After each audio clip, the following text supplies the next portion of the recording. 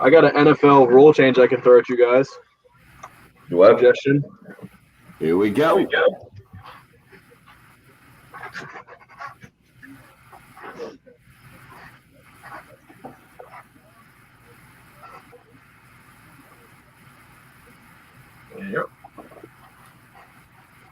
Postseason basketball tips off tonight for USC women's basketball. Gamecock men going to Kentucky over the weekend, and Carolina baseball tries to stay perfect. Mercer at Founders Park this weekend. It's how we start on a Friday morning. Hope your Friday's off to a good start. 803-404-6100 if you want to join the early game. Bill, what do you think? How you feeling over there? Making it? We're making it. We're making it. We got 3 hours, and then I'll be back in bed. Yeah, this little sinus thing is winning right now, but I'm going to turn the tables today on it and have a nice weekend. As you said, should be mid-50s. I think. Look at the weather. But I don't think it's calling for rain, so it should be a nice weekend with a little bit of sports. And Patrick, you're going to throw an NFL rule change at us this morning to start? Yeah, it's that season where the owners and everybody votes on potential rule changes, and some of the big ones are, as always, the onside kick rule, like maybe doing a 4th and 15 instead of an onside kick gets voted on every year. I think there was talk about the diving out of bounds and the ball going through the pylon is one that gets voted on. They're talking about reviewing roughing the passer, which I'd be interested in your guys' take on. But the one interesting one that's kind of getting buzz is they're talking about changing the overtime rule. So first of all, what is your consensus on overtime in college football and the NFL? Do we love the college football overtime rules? I do, man. I'm so old, and I've told my kids this a few times. I forget which coach it was. We were looking up maybe maybe we were looking up Bear Bryant or something one day, comparing him to Nick Saban, my 8 and 6-year-old, and it had Bear Bryant's record, and my 8-year-old was so confused. It had 3 columns. It's like, what's that last number mean? This is all the ties that used to be in college football, and the way that college evolved there, I think, was brilliant and simple. And I like the college rule, and the fact that you can still tie in the NFL bugs me. What about you, Bill? I would like to see in college it backed up to the 40. I feel like you should have to get a first down to maybe have a chance to kick a field goal instead of just automatically starting in field goal range. The NFL, I'm kind of indifferent on that. I don't like the ties, but I'm kind of indifferent on it. I kind of like the way they've got it structured with the 15-minute extra period that you're allowed to play, but also if the team scores a touchdown, the game is over. The team who has the ball first scores a touchdown, the game is over. I'm kind of okay with that. I don't know. I'd be interested to hear other opinions. I'm open to being swayed on that one. Yeah. Well, I agree with you on the college that it should be further back, but the only reason it kind of works is because college kickers just generally stink, and you can never trust a college kicker to make an easy field goal, so that does kind of bring parity back to it. But so the NFL obviously had a bunch of issues. Initially, they didn't like that it was just pure sudden death and the coin toss had so much influence, and then now people didn't like that they changed the rule so that if you score a touchdown, the game's over, but if you kick a field goal on the opening drive, then the other team still gets a chance to touch the ball. But this year they floated out this idea, the Ravens floated this idea called spot and choose, where it's pure sudden death, but one team picks the spot on the field, like a yard marker, and the other team picks who gets the ball. So, like, 2 teams are playing, South Carolina and Clemson are playing. South Carolina would say, all right, the ball's on the opposing 10-yard line. Clemson gets to decide, okay, do we want to try and go 90 yards? Are we confident enough in our offense that we'll just go 90 yards and score it right away? Or South Carolina thought they were being fancy and said, oh, you got to start in your own 10, so we'll just say, all right, screw it. You guys have to go 90 yards and you get the ball first. So what happens? Battle. So what happens? Can you punt? Yeah, it's a full Regular overtime period. It just starts at one spot. The one team gets to pick the spot that it starts, and then it's sudden death. First team to score, no matter what, wins. It's interesting. I'd like to see it. I don't know if I'd like it. I think it'd be so much fun. I don't know if I'd like it once I watched it, but I'd love to see it a couple times. So the only reason you wouldn't pick the 1 yard line is that you would be afraid the other team would say, no, it's your ball. Is that the deal? Yeah, I think On you'd your almost own one. the odds. I think the odds of scoring from your own 1 yard line, drives that start in your own 1 yard line, is very, very small. So, yeah, I think the idea is that it'll pretty much always be somewhere between like the 10 and the 20. That's an interesting one for sure. And this reminds me, you were talking about fumbling out of the end zone, and you get the ball. The defense gets the ball as a touchback, basically. And when that happened in the playoffs, or that happened against the Browns, right? Everybody was up in arms. Worst rule in sports. So why don't we put that one out there this morning? If you could change one rule in sports, what rule are you changing? One rule. That's it. It just came up in Major League Baseball. You're not going to get the universal DH here in 2021 like you did in 2020. In the National League, pitchers are going to hit.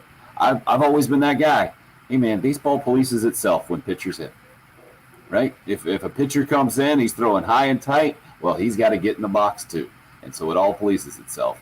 But I absolutely loved the DH last year in the National League. I mean, watch the Braves a ton. Marcell Ozuna had a monster year. He gets signed again, and now they're going to have to stick him out in the outfield this year. This is not surprise news, by the way. I think Major League Baseball anticipated this was going to happen in 2021, and the word is that it will get voted into kind of baseball for its future starting in 2022. But that's one I'm surprised that I might pick this morning, the DH in the National League. I never thought I would do that because I've always been a National League guy. Pitchers should hit. They play baseball. They should get in the lineup, the whole thing. So it's one that I have kind of come around on. Patrick, does anything stick out in your head about a specific rule that you would change? Well, yeah, I always immediately just think of NFL versus college things, and the fact that all pass interference is 15 yards is not good because you can just maul a guy if it's an end zone shot and guarantee an incompletion, and there's no punishment. The NFL, I like it a lot better that if it's egregious like that, it's a spot foul, so you can't just get away with tackling a guy if you're about to give up a touchdown. Yeah, that one has never made a ton of sense to me. Also, what about the offsetting penalties that don't make any sense at all? You can get in the NFL, I think you can have pass interference 40 yards down the field on the defense, and the offense could have, hands to the face or something, and right. It's like, offsetting. I'm like, I never understood that math. Like, that was a 40-yard penalty. That was a 10-yard. How is that offsetting? Let's just do the math. Just spot it. I never understood that. Also, the 10-yard holds.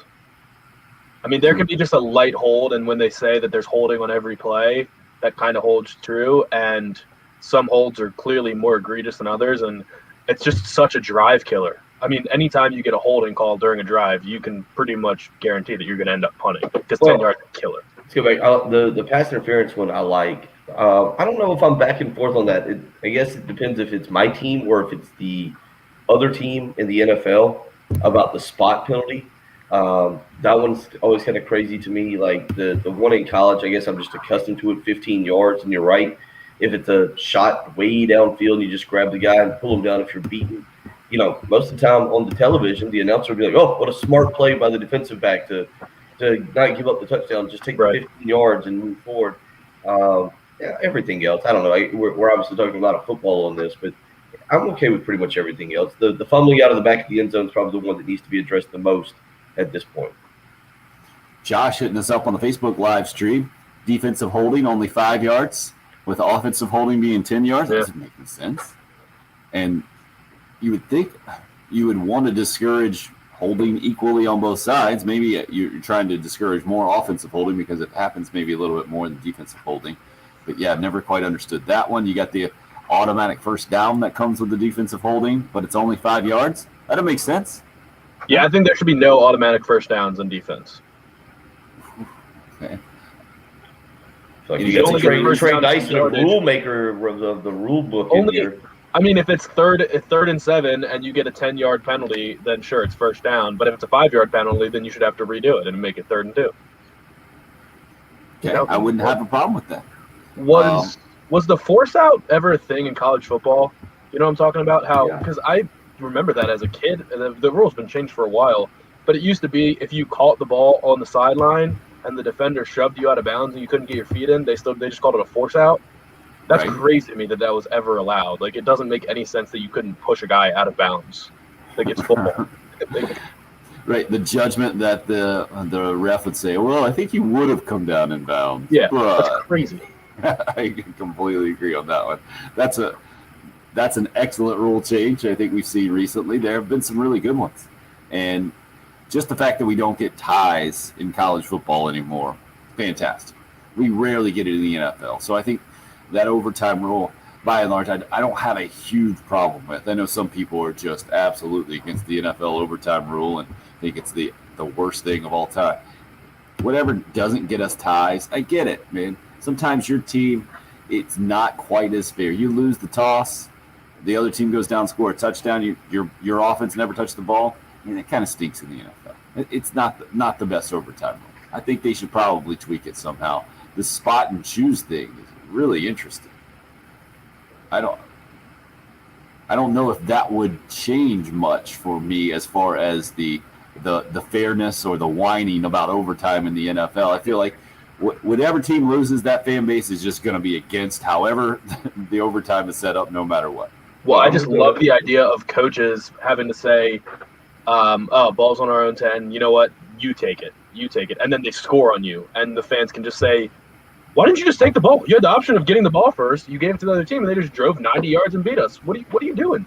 Or not even 90 yards. You just got to pick up like 60 yards. I think I'd like to see that. I think I could get on board with that rule. That's a. I mean, it sounds like my magic batter in baseball rule. Sounds a little far fetched. Like it's not tad bit far fetched. It's not gonna happen. But I do like the idea of that rule. It sounds like one I'd be willing to watch for a season and see how it plays out. How about Little John this morning on the Cool Care Heating and Air text line? It's a Friday. He's getting into the creative vibe this morning. Says, good morning, guys, in honor of the second baseball series of the year. By the way, Little John, this is the third baseball series of the year for the Gamecocks. Maybe he's talking about, I don't know, spring training or something. Maybe I'm missing something. Which non-baseball playing athlete, current or former, would you like to see play some baseball for Carolina? Thanks, Jim. Y'all have a great day and week. You guys ever thought about this? Sometimes it happens every now and again. Like, hey, man, imagine this guy playing first base or something like that. He might pop out to you, Bill, in your mind, the current or past Carolina players playing a little baseball that never did? You mean like football or basketball? Yeah. It's Little John just going. I've never thought about it in box. baseball context. I've never thought about it in baseball Baseball's such a terms. unique, different type of skill set. Could you imagine Jadeveon Clowney in the baseball uniform? Well, I was thinking That's of good players. Like I would have Maybe thought. he's such a big man trying to hit such a little ball. Yeah, I was thinking of good players like Devin Downey in center field. That would be good. See him on the base pass. Devin Downey in center field. I feel like Garrett Anderson, who was always trying to hit Lottie Ajabo. They were always fighting with their helmets on, which is we've discussed not the smartest thing in football when you fight and you punch each other with your helmet on. But Garrett Anderson would be a very good center. Good center. Sorry, catcher. He was a center. I'm sorry. He was a center. I was thinking center. I'm sorry. Catcher. Wondered why y'all were looking at me. I was like, yeah, catcher. I'm sorry. Center. He was center in football, catcher. Yeah, sorry. Understood. Patrick, anything pop out to you? And what about your boy Mike Kotsar? Can we see him playing? I'm trying to think of more of the odd fits. I think that's what pops into my head. That's how my weird warped brain works. Well, all I can think of is just really fast people and them playing center field. Okay. That's all that my mind can go to, because it's impossible to know if a guy how coordinated a guy is. How Trey Hannibal right now, right? Trey Hannibal in center field. Okay, Yeah. interesting. Chris says they should change the only 1 foot down rule for a catch in college. It should be 2, like the NFL. That is weird, right? I wonder how that ever came about, that there's just 1 in college and 2 in the NFL, and why that was never the same. Why is it not just a football rule, right? Like you should have 2 feet in bounds, or you should have 1 foot in bounds. How did it ever delineate between college and the NFL? It's odd to me. Are there what's like super? I feel like football is the most, other than time in basketball, in college versus pro. Everything's the same, right? What is different in? I guess the Timeout rule? six fouls. Yeah. You got 6 fouls in the NBA and 5 in college. You got the way they use timeouts, how you can advance the ball to half court is different. What's Yeah. different about college baseball and pro baseball? Well, obviously the big one is the bats. That I've Yeah, the always metal kind of, bats, yeah. But in terms of the game and the way the outside of game is that- called and played, Yeah, the American League, it's basically like the American League, right? You have the DH. I'm trying to think. did pitchers ever hit in college baseball? No, Is that I ever a don't thing? think. No. I think I mean, that's the thing. National League and Major League Baseball, basically the only league in baseball at any level that doesn't have a DH. And obviously that changed last year in the shortened season, but it's back this year in traditional ways. And I'm surprised. I was surprised. I didn't miss it a bit. The old, I have always liked the strategy of the double switches and the whole thing and how you really have to manage in the National League. Didn't miss it at all last year. Not a bit. Like seeing better hitters in the lineup and guys. That is, it's kind of sick, I think, in some ways, but I do kind of enjoy watching pitchers hit in the big league sometimes just to see how difficult it is and to see some guys just struggle so much and clearly don't care. And then there are other guys who look like they actually know what they're doing up there. There's nothing beats a pitcher hitting a home run, though. Right? nothing beats a Like, that's pitcher the best hitting a thing home in run. baseball. Well, maybe something. Maybe a thing or two. Oh, baseball. But- That's the coolest thing in baseball. Maybe inside the park homers. Correct me if I'm wrong. Didn't Josiah Seidler hit the other night for the Gamecocks against Winthrop? Absolutely, went 3 for 3 and a starting pitcher. Yeah. And we were trying to figure out the last time that had happened for Carolina, and we couldn't come up with anything. I think Michael Roth might have been in the lineup a time or two early on in his pitching career, as he was still trying to be a pitcher / first baseman. But yeah, it didn't happen like that, I don't think. And Carolina taking on Mercer this weekend will be interesting to see if they can continue their positive momentum. Obviously, off to a 7-0 start and coming off the big weekend series, back-to-back wins, walk-off wins against Clemson, and this is the last one. This is almost like the Arkansas game from the Arkansas perspective against the Gamecocks the other day, on a roll, taking on a team that is not on a roll. The trap game popped up when I was talking to the Arkansas folks the other day, and they said they'd be scared to death of this game and the whole thing, and I get that on paper. And that's kind of where Carolina is ahead of the Texas series next week, and then the SEC season starts. Vandy and Florida and all that. It's going to be ridiculous. Bruce, good call. Parker Banks pitched and hit for the Gamecocks. Not sure about getting the start yet. I think he came out of the bullpen more than started. And 3 for 3 with a starting pitcher is just impressive. KT's idea is Connor Shaw at shortstop for the Gamecocks. Would have been interesting to see for sure. Josh mentioned he could see Steven Garcia as a bench coach in baseball, drinking a beer and smoking a cigar. I think I want Odell. I think I decided that Odell Beckham would be the one person that I'd pick. For Playing baseball? center field. Yep, playing baseball. It doesn't matter what position. Best hands. You see him throw a football. I think he's just an absolute freakish athlete in every regard, because he was also an Olympic, borderline Olympic caliber soccer player. And if he had stuck to soccer, he could have probably been on Team USA. And he's got a massive arm. So yeah, Odell. He'd be a Gold Glover every single year. Speaking of good arms, Stephon Gilmore, played some quarterback back in his day at South Point. Had a pretty famous Wildcat throw down to Alshon Jeffrey against Clemson in center field. Chris suggests we had a suggestion as Alshon Jeffrey being a first baseman.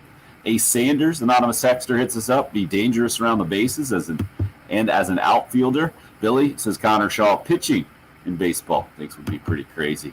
Yeah, Adam was the one who wanted Alshon over at first base. You would think that would be some solid range for sure. And another anonymous texter hits us up. Kevin Harris rounding third for a possible collision at home. That's actually Garnet Dave weighing in this morning. Getting us off to a good start on the Cool Care Heating and Air text line. We appreciate the participation there. 803-404-6100. You got a Gamecock athlete you would want to see in a baseball uniform. Cross sports wise, love to hear your thoughts on that. And if you got to get rid of one rule this morning, what's it going to be? What are they calling it? Spot and choose. An NFL proposal right now. And we should probably talk about the kickoff thing too.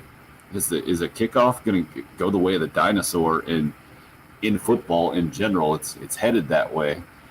What are your thoughts there? Would love to hear from you. 803-404-6100. Again, you can call or text. Just getting started on a Friday. Thanks for being a part of the program. It's the early game here on 107.5 The Game. Clear. All right, you got credit.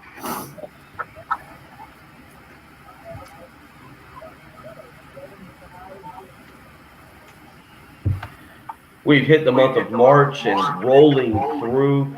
You might be making plans for the summer. One of those plans might be to buy a new home. Maybe you're thinking about refinancing. Now is the time to do it. You hear me talk about it every morning. And the mortgage guru, Jacob Crowder, is ready to help you do it. Give him a phone call, 803-719-1005. You can email him the letter J, Crowder, CROWDER, at firstpalmetto.com. You don't need to wait around and miss a golden opportunity. Get in touch with him this morning. Start the process. He's helping people save $300, $400, $500 on their monthly mortgage payment, helping people become approved to buy new homes they never thought they'd be able to purchase.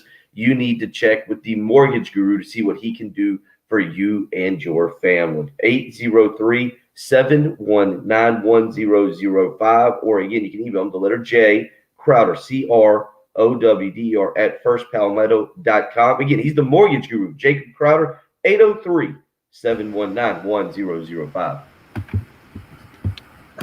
Clear.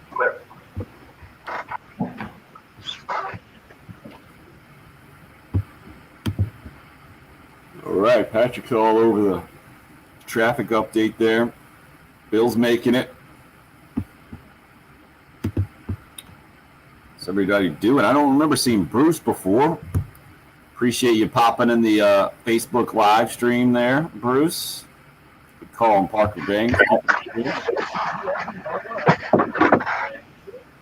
Josh, extremely active this morning. We got something from Gamecock Sports Properties. Feels like paperwork. All right, you can open it.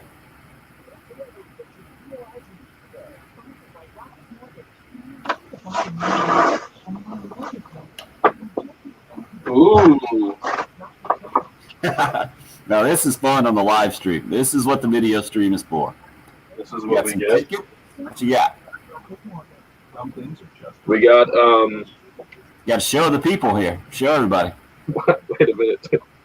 What is this? We got men's basketball media guides for games that have all already happened. Weird. It's not a traditional media guide though, is it? It looks more like maybe a program. It's like the game programs, yeah. Yeah, I They think do they for a probably couple did that. games each. I think we have an ad in there. Might be why they sent it to us. Yeah. Oh, there you go. Beautiful. So that's why we got these, because they would just want to prove that we made it into the. Well, when did they send it? Sometimes stuff doesn't get down in the studio until really late. You want to show a date on there?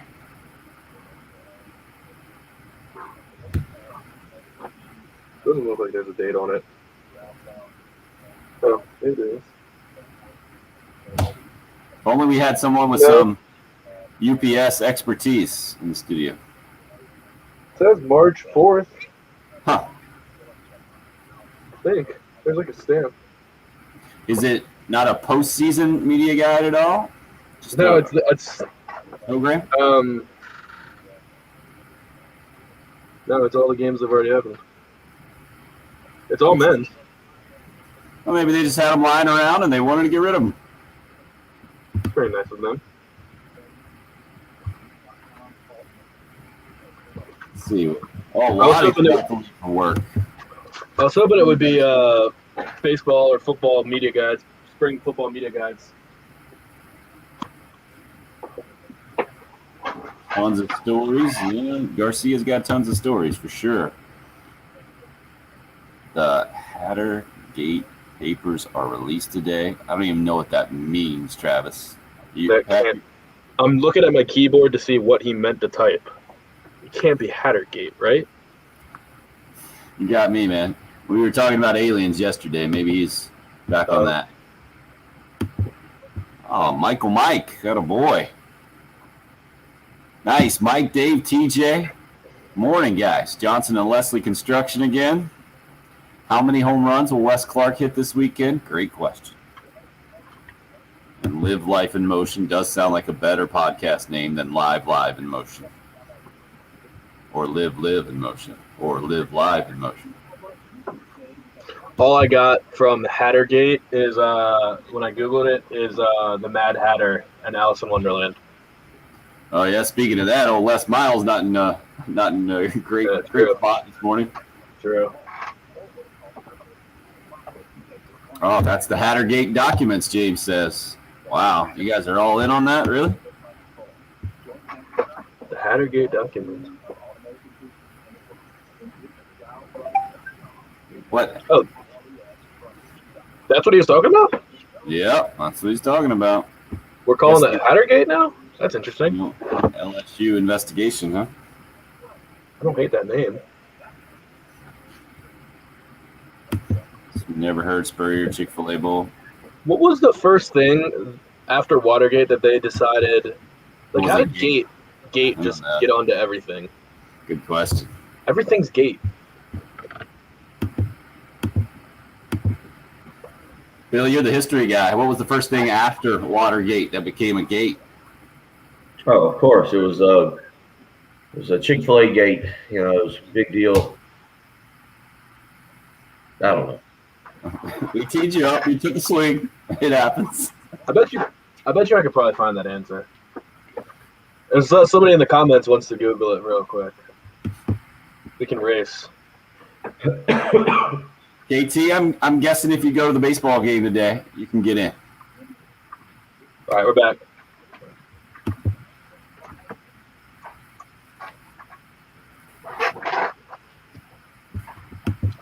Yep. Jadeveon Clowney at catcher. No one would cross home plate, at least without walking away with a limp. I don't know if they make catchers equipment that Clowney could wear. That would be intimidating, man. I'm always like Grayson Griner, I thought was a tremendous college catcher. Landon Powell, tremendous college catcher. Not just, obviously, they're really talented players, went on to play in the big leagues. But I'm always a fan of having a big dude as your catcher. I feel like it kind of sets the tone because every player from the opposing team has to come up. And that's one of the great things about baseball, too, is that you get some of that interaction. And as fans, we don't get to hear it. You know, that's one of the great parts about the movie Major League, right? You got Jake Taylor behind the plate talking a little noise there with the opposing batter. Hey, how's your wife and my kids? One of the best lines ever coming up there. But if I feel like there is something to having an imposing guy as your catcher, and I think the opposite is true too. If your catcher isn't one of those guys, I feel like the other team has some kind of maybe weird level of confidence that they might not have otherwise. Maybe it's an intimidation factor at all. Bill, you never thought about this, or you just think I did wrong? Yeah, not with the catcher. I don't know, but then I started thinking like, who is the intimidating guy on a baseball team? I was thinking the first baseman. I was thinking the first baseman is the guy that needs to be kind of the tone setter. I thought the first baseman's the friendly guy, and either the pitcher or the catcher. Like, shouldn't the pitcher be the intimidator? Because if a pitcher wants to just hit somebody, then if Jadeveon Clowney's pitching and he drills you in the side of the head, what are you going to do? Get up and fight him? I think that was in Little League. That was the pitcher was the intimidating guy in Little League. If he was a little wild, you were mortified to go. You were absolutely terrified to go into the batter's box. I don't know if that's the case in Major League Baseball now because those guys have got to throw strikes.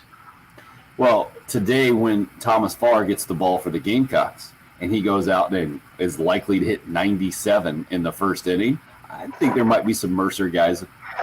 They won't admit it, of course, but I think slightly that's a tough way to start the weekend, man. To go face 97 out there, and a good way to start it for your own team for sure. So I think there certainly is something to that. I think it's if you're talking about a pitcher that needs to have some sort of presence out there, I think it's really difficult for a starting pitcher to do that and maintain it for 6, 7, 8, 9 innings. Randy Johnson is the one in my mind that pops in my head. You know, actually two guys kind of pop in my head. Greg Maddux was the opposite of intimidating if you'd look at him, right? But one of the greatest pitchers of all time. And then you had Randy Johnson, who just I would not let babysit my kids. He might be the nicest guy of all time, but he certainly didn't look like it. He didn't pitch like it. And he's one of the rare starting pitchers, I think, in my lifetime that kind of could keep that. I think it's your closer that needs to have that bit of an intimidating presence. It all comes with the music, right, running in and the whole thing, and be a little off. I feel like those guys have always been a little off. Mitch Williams, so Wild Thing, maybe the best example of a closer with some intimidation. Who was it? The Padres, Trevor Hoffman with the Hell's Bells coming in, and always a pretty cool. Was Mariano Rivera intimidating like that? I don't think He was just that nasty. I don't think he was physically intimidating when he took the mound. I don't think. Did you see you talk about intimidating? Did y'all see whoever Vanderbilt was playing this weekend? The pitcher, he was. Forget the baseball terminology, but he had his glove up in front of his face. What is it, Tim? When you got a guy and then you go to the stretch, I believe. You got one foot on the rubber. All right. Anyway, so he had both feet on the rubber. He was staring down the batter. The batter called timeout, and the pitcher didn't move. Yeah, didn't move at all. Just flat. Jack Leiter. Yeah, it was Al Leiter's kid. It was fantastic. It's like the Alabama players when someone tries to give them a little extra shove out of bounds or something, just not even acknowledging it. Yeah. I love it. Just no effect at all. I am locked in. You do whatever you need to do. I'm going to sit right here and stare. It was Dave Stewart back in the day for the Oakland A's. They always used to pull the hat way down, and the glove was up here. And I just will never forget the old baseball camera would just zoom right in on his eyes, and it was like shark eyes. And that was pretty intimidating back in the day. Josh hits us up with John Rocker. I think he was intimidating for a different kind of way for the Braves back in the day. And actually, I think it might have helped the other team a little bit more knowing that he was a little off kilter, right? That he was going to come apart at the seams at some juncture.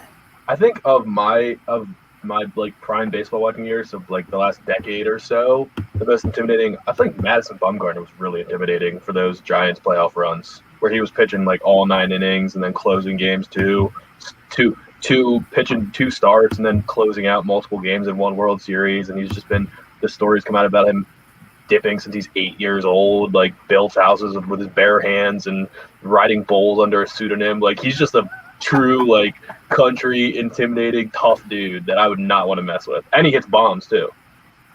And you would never think that guy's name would be Madison Bumgarner, right? Yeah. That's like the least. I dare you to make fun of his name to his face. Todd, our favorite Alabama fan, in on the Cool Gary Engineer text line. As far as fastballs and being intimidating, ever hear of Nolan Ryan? Yes, we've heard of Nolan Ryan. Roger Clemens. Robin Ventura. Yeah. But he never struck me as trying to come across. Maybe it's because we knew his personality a little bit. He always came across as such a nice guy in interviews and stuff, but certainly on the mound, intimidating. Nolan Ryan. Wasn't he a fighter? Wasn't he a big fighter? He wasn't a fighter. There's a famous baseball fight where Robin Ventura charges the mound, and 44-year-old, I think Nolan Ryan at the time, gets Nolan into a headlock and just pounds him. He wasn't known for beating people up before that. No, not really. That was not his. So that one fight is not actually basically true. Yeah. That one fight really made a career for him and Robin Ventura at that. Travis, Aroldis Chapman has to be the most intimidating closer, hitting 101 to 103. Yeah, to some degree, and also being the lefty, and he brings the aura. But I just remember, guys hitting home runs off of him is what sticks out to me a lot on Aroldis Chapman. Lee Smith back in the day. Patrick, have you never seen Lee Smith close? He was a good one coming in, and in my mind, one of the original closers that really kind of changed baseball back in the day for the Cubs on not great Cubs teams, but he was lights out being a closer back in the day and having that aura with him. I feel like he's kind of that guy. Do you think with the National League not having a DH, it deters good pitchers going to National League teams? Maybe a little bit, Chris, on the Facebook Live, you hit us up with that. But I don't think it's going to be an issue starting next year. I think that's when the DH is expected to be kind of permanent in the National League. But it's a good question. Yeah, I guess you'd have to hear from pitchers maybe 10, 20 years after their careers, maybe when they would finally admit it.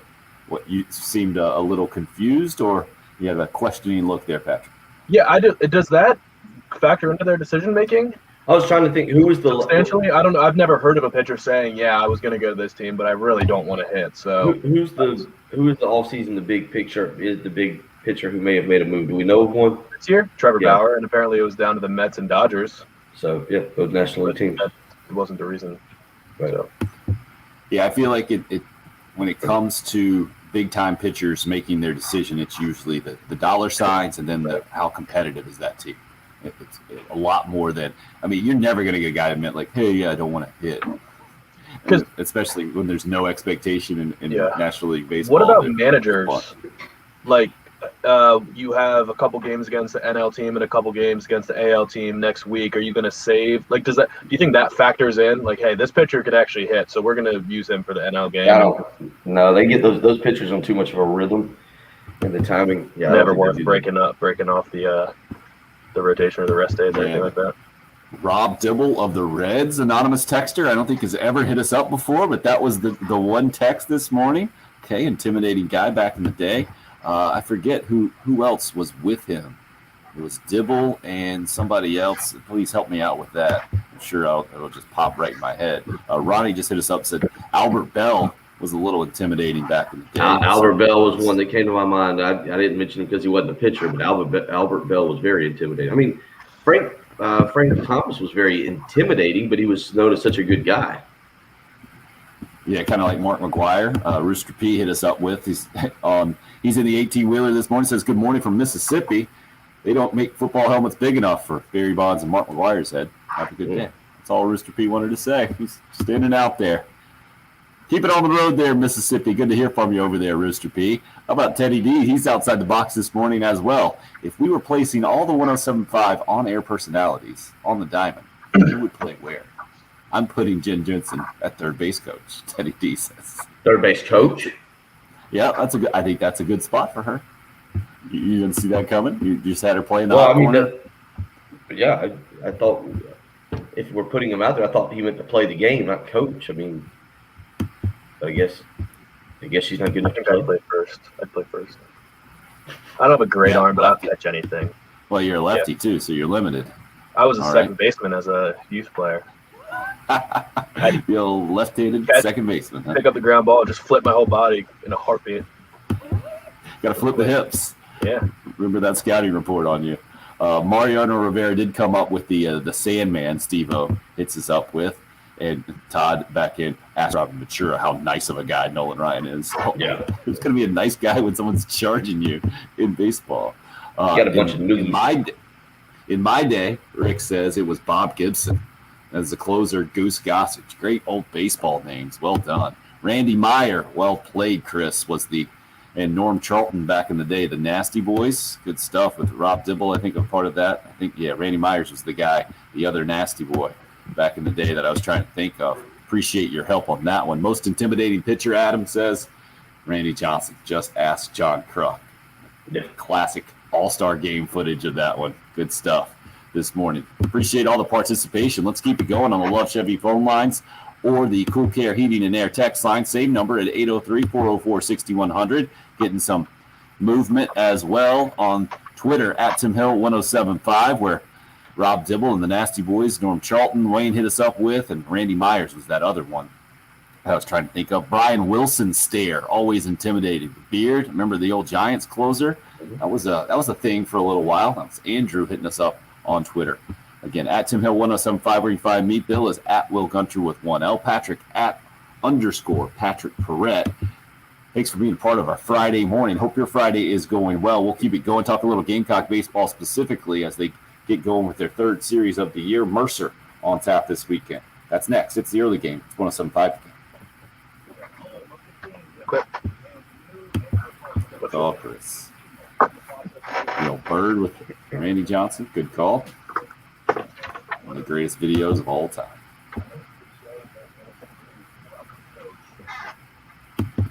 Oh, big weekend ahead of us. Maybe you're ready to get out, go to the beach, take a little family trip. First, you need to make sure you got a reliable vehicle. Best way to do that, go visit the great folks at Love Chevrolet, I-26 in Harbison between Lowe's and Frankie's Fun Park.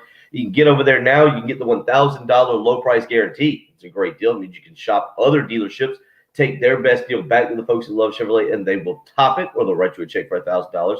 You got the largest selection of Chevrolets anywhere in the Midlands. That's right, 14 acres of brand new Chevys to choose from. And now they've added their pre-owned lot, originally over on Knox Abbott Drive in Casey, Love Automotive. They've moved that pre-owned lot and the sales team over to Love Chevrolet in Harbison. So whether you're looking for pre-owned or new, you are guaranteed to find the car or truck you've been looking for. And of course, you heard me mention that sales staff, so knowledgeable. You want to feel comfortable when you drive off the lot in your new vehicle. You want to know that you made the right purchase for you and your family. That is exactly what will happen at Love Chevrolet. I-26 in Harbison between Lowe's and Frankie's Fun Park, or on the web, lovechevy.com.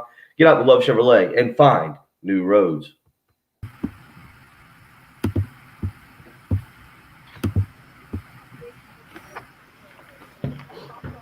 They probably should talk a little Big Ben restructure.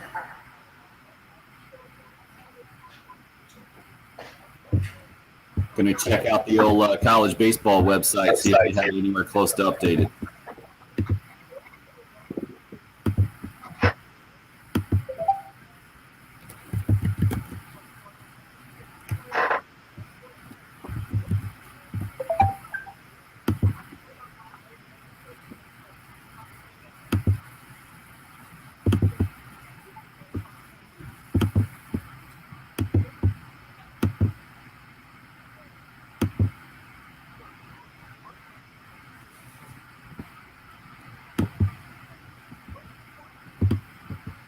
All right, let's go team stat. Are the Gamecocks still leading the country in home runs is the question. Are they updated now? I don't know. I got through, let's see what this says, through March 4th or through March 3rd, so I think so. Oh, nope, LSU and Houston. Same amount of games? No, LSU's played 9. Houston's played the same amount and hit one more homer. How about this for a good little nugget? I have to bust this one out on the I'm doing the SEC Network Plus broadcast today. Going to have fun doing that one. But Southern Illinois, didn't they play Mercer last? I think you told me, Patrick, that Southern Illinois swept Mercer. But they had the same amount of team home runs as the Gamecocks. Oh, yeah, they did. Wait, so when are you driving down? Or are you not? I'll head down about 1:30 this afternoon or so.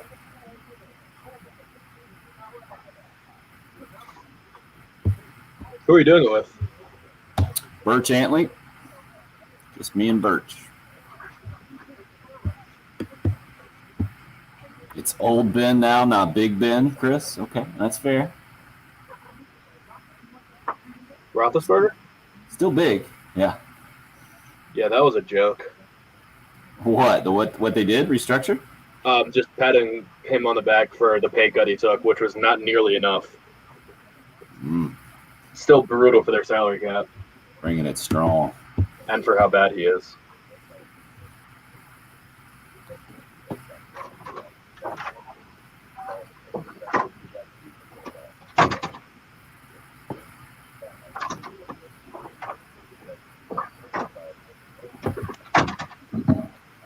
All right, let's see. What about individual home runs? Wes Clark's got to still be leading that, I'm guessing.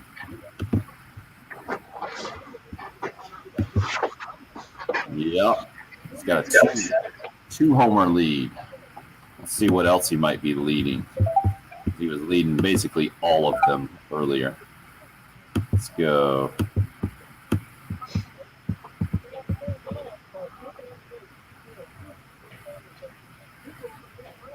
Slugging percentage.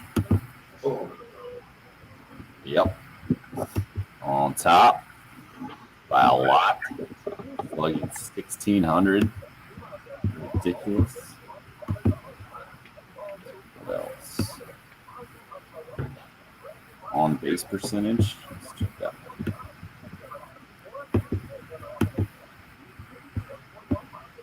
Not on base percentage. He's all the way down at 4th.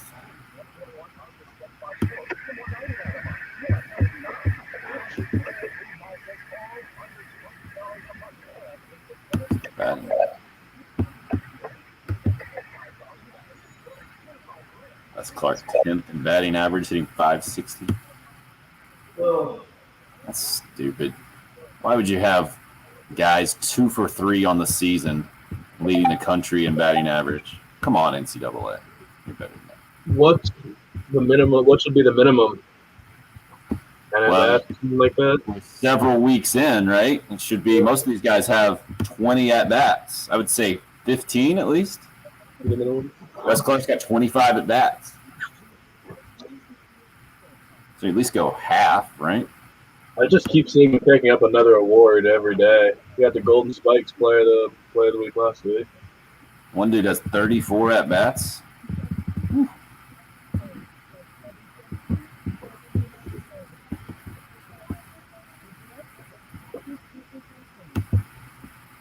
All right, we're coming back. All right. Jonathan Papelbon? Get out of here.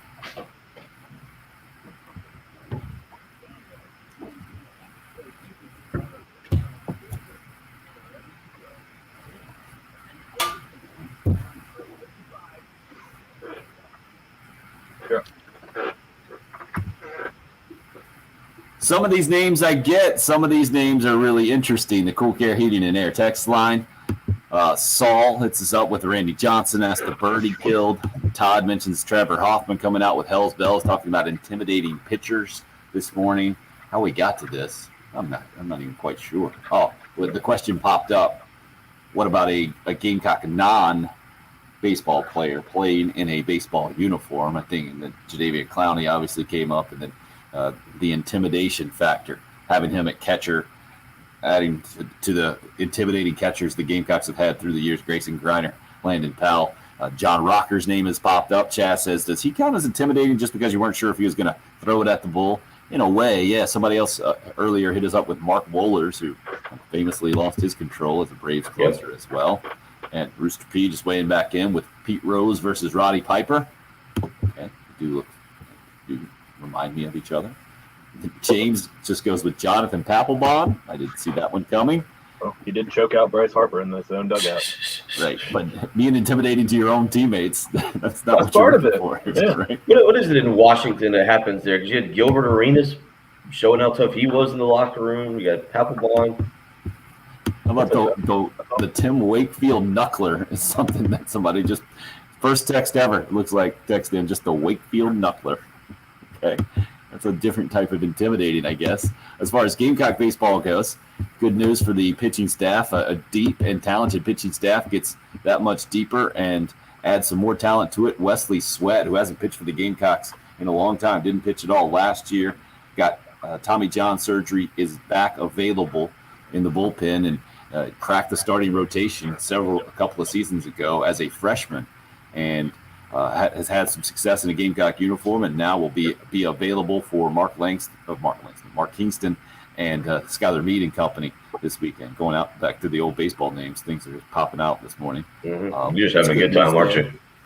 From the position player standpoint, Jeff Heinrich not going to be available, or unlikely to get a lot of playing time this weekend, still dealing with an ankle injury over at second base, so most likely be Braylon Wimmer getting most of the time there. And this is part of the conversation.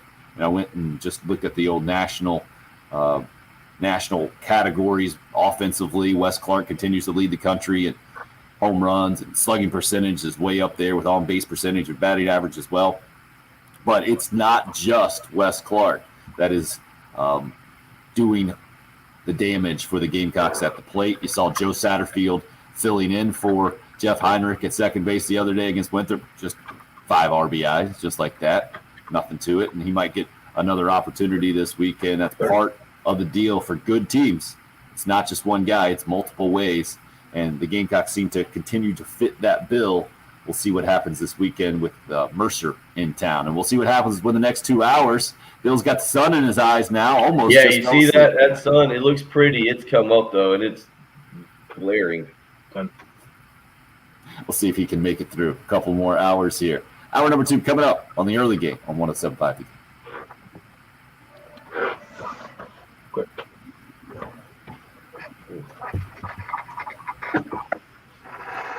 The eyes are rolling back in the head on that one, Bill. Yeah, I don't know. It's where the sun is positioned. It's coming right up, and it is banging.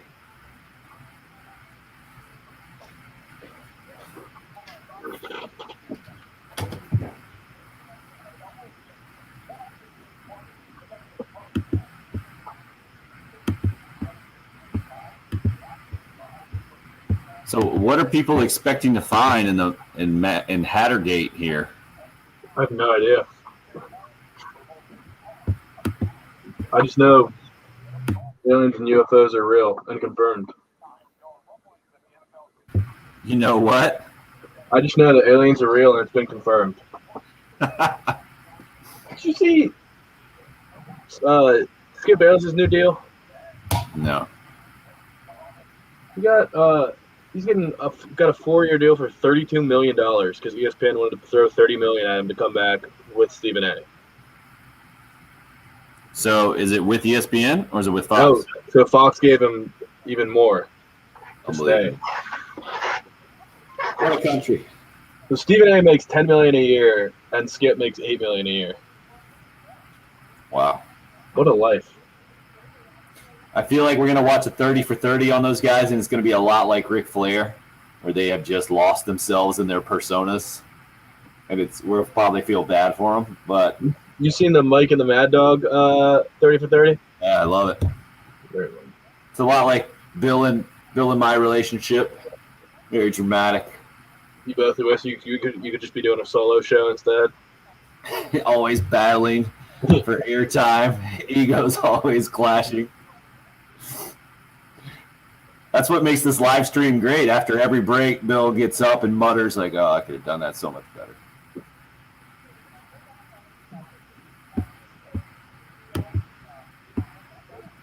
Oh, great idea, Chris. Melvin Ingram in center field. Yeah, that guy is one freak athlete. But I think that's the thing with every SEC football program. There is always like a handful of dudes who can just do ridiculous stuff. And I think Melvin might be the exception that ends up figuring it out and then becomes a freak on the football field too. Him and Clowney, both free agents this year. What's that? Him and Clowney, both free agents this year. Oh, wow. It's a crazy free agent pass rusher group, and some of them are just not going to get paid.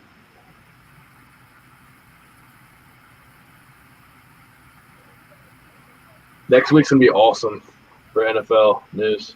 Why next week? The report, well, because the salary cap is lower than everyone expected, and like more than half the league is over the cap already. So the word that Diana Rossini put out that she was told was next week is going to be a massacre. Just big names getting cut all over the place. Cuts all over the place, huh? Saints have already started. Had to let Thomas Morstead go. Longest tenured Saint. When the punter gets booted, that starts the massacre. Well, until they brought Malcolm Jenkins back, him and Drew Brees were the only Super Bowl winners that were still on the team. And now it's just Malcolm. But they'll probably cut him too now. Hey, Brees hadn't gone anywhere officially. Not officially. And he was pushing the sled. Nobody does that just as a workout. So I don't know what that is. That'd be amazing if there are guys out there. That's just what they do to work out.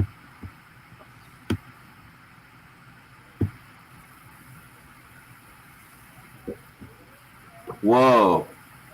We should probably mention the NFL Combine guys for the Gamecocks, and then I just saw a number that's pretty ridiculous as well. Maybe we'll start hour number 2 with that.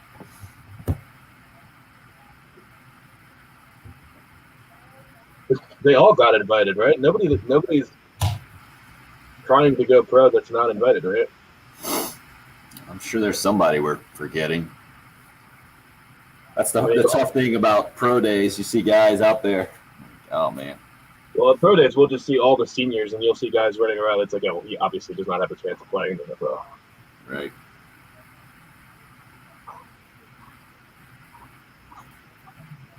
But that's the crazy part to me, how these dudes make it to the NFL as like long snappers. Well, Why wouldn't anyone who clearly isn't going to make the NFL at their position try to do that? You know what I mean? apparently it's very difficult. Right. I guess The it's new thing is now not just putting it in their hands. You have to. Long snappers are good enough that they can put it in their hands with the laces up. So Sure. long snappers are controlling the laces now too. It's insane. Yeah. And the consistency you have to have. Yeah. No, I didn't see that, Jonathan. That is pretty incredible. But I guess when you do percentage-wise, you're a professional athlete. I Yeah. wonder what the low end is. That was like he put that out a while ago, and a bunch of athletes followed up and were like, "Yeah, I spent this much on my body and this much, and just buying like getting massages and needlings and Well, food counts, right? Huh? Food counts, doesn't it? for sure. The What's fuel. the cryotherapy stuff like that? That'd be awesome if Roethlisberger is like, yeah, $300, $300. Well, he said, "I don't care how much I get paid." So I thought the Steelers were just going to milk that and be like, "All right, well, you're a veteran minimum now." You got to have a respect factor. He should- Who did Ovechkin went after somebody? Just a kid was trying to instigate a fight with him the entire game and hit him in the back and into the boards. And Obi got up and shoved him, and the kid got in his face. And Obi just took his stick between his legs and just hooked him. He got fined $5,000 for it. Worth That was it, I'm funny. sure. Good point, Chris. Tax write-off, right? It's for work. All that money you're putting into your body. Probably some pretty good accountants. Very well compensated accountants. What was I just hearing there? Was that Bill getting a call? So it sounded like an alarm. Time to wake up. Time to wake up. Let's not forget Kerry Tharp, 7:45 today. Yeah. Let us not forget. I'm saying me. Just trying to say it out loud. That'll help.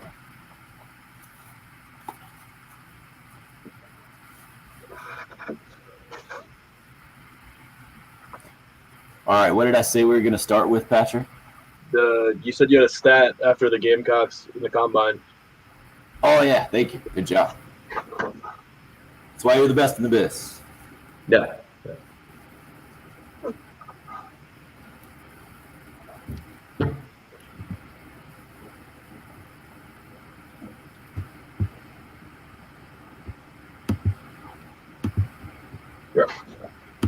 Hey, speaking of golf, got to give you the heads up. A week from today, out at Windermere, where we'll be. Again, this will be the first time we all see each other in person again, I think, since the last golf tournament we had in the fall. But we got our spring golf tournament sponsored by Integrated Media. Really looking forward to being out at Windermere, 10 a.m. tee time, 1 week from today. Go ahead and sign up, get your spot. You can sign up as an individual or as a team. Playing the four-man's captain choice is the format, the best format you can have. All the bad shots, just go pick it up. Just one person in the group needs to hit a good shot. That's it.